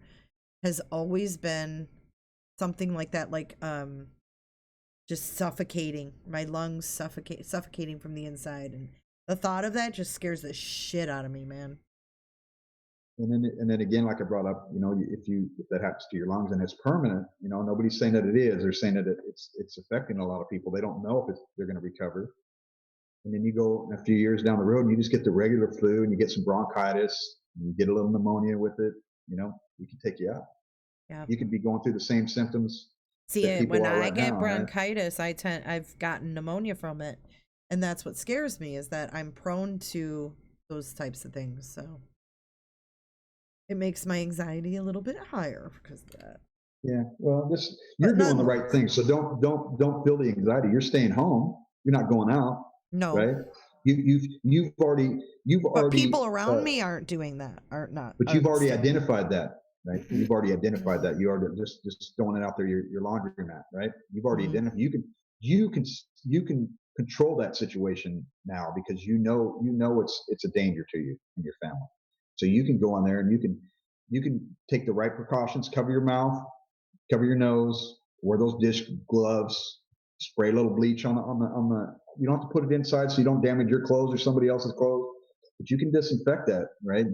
So that's just a small little thing. You have control, right? Whether you realize it or not, don't think about what would you say to somebody who lives with non-compliant people? Inside your home? Mm-hmm. You know, teenagers, high school kids, they're things like that. Like if they're not compliant, what is your advice? And not just for kids, I mean for anybody. So look up when you guys get done, there's a video, there's a bunch of news videos. You guys, I'm sure you've already watched it, coming out of Italy, and they're a couple weeks old. Just watch these grown men and they're laboring to breathe. Just don't listen to the news reporter talking. Listen to these people breathe. Listen to them breathe. It's real, right? And that could be you. Just watch those videos. They're short. They're not a minute and a half long. You'll find them. It's not hard to find. Just put Italy hospitals, coronavirus. Just find those keywords, and you'll see grown-ass men laying on the beds in their street clothes, not hospital clothes. They're in their street clothes with the bubble over their head, dying. They're dying. And there's nothing they can do for them. It's a they got a where are these videos, 15. Prepper? What's that? I've never seen these. Where are they at? They're on YouTube. Yeah, just Google Italy hospitals coronavirus stuff like that. You'll see they're really short. You'll see guys wearing black shirts and green shirts, stuff like that. They're in their street clothes, and these guys got a 15% chance of living. Once they put that bubble on their head, you got a 15% chance of living. That's not good. No, that's not good at all. So if you're in that 15% that has to go to an emergency room, 15% of you are only going to be walking out. Scary. That's 15 out of 100 people, 150 out of 1,000 people. Right? Think about that. The 150 people are going to live out of 1,000 people that go into that condition. That won't wake you up. I don't know what to tell you. Yeah. It's one thing that you're young or whatever. I get that. I mean, I'm going to tell you, SARS 2002, 2003, I didn't know nothing about it. I knew nothing about it. I didn't watch the news. I was in my world. I was doing my thing.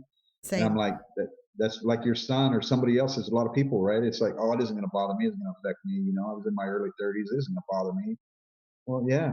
You know, as you get older, you get a little wiser and you pay attention more. And you understand that there's bad things happen. But to be honest with you, there's nothing you can do if people don't want to pay attention. They don't want to take it serious. There's nothing you can do. I mean, but if it's your home and you can kick them out, kick them out. You know what I mean?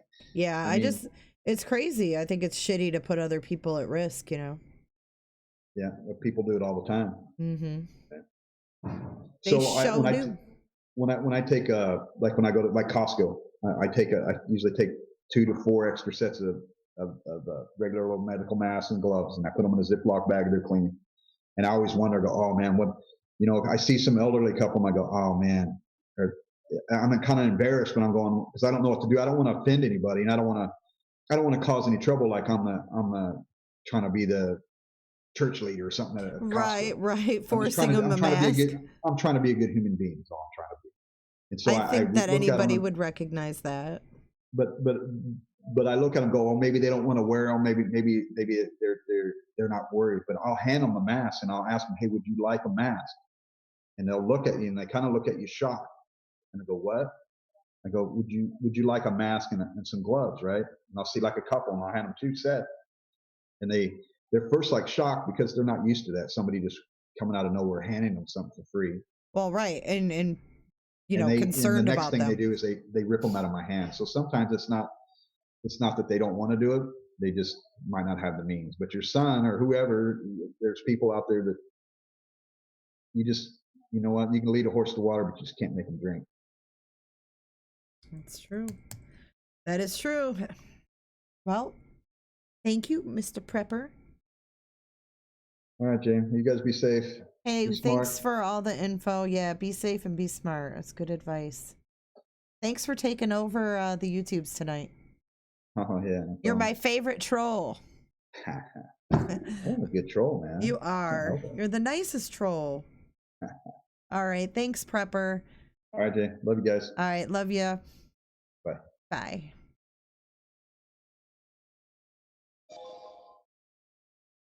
All right. I got to get Prepper's picture off of here now.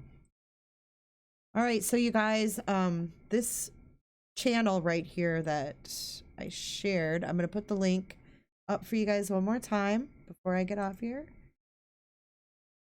Prepper, thank you so much for spending so much of your evening with us and helping us out. I would honestly be concerned that I didn't know you and I didn't know what you did with the masks. Not that you're genuine. Oh, you mean buying the masks? Is that what you're talking about? But there is the link. And Prepper, thank you for taking the time away from your family to educate us, because you helped so much that first round. Greatly, greatly appreciate it. Happy birthday. Happy freaking New Year, Prepper. Happy Easter, Prepper. And call me Ma. Why don't you message me, or I'll message you. And she said that she's up to coming on tomorrow. So if you guys want to hear about Call Me Ma's experience, she's recovering from COVID. So Be interesting to hear her story. All right, guys.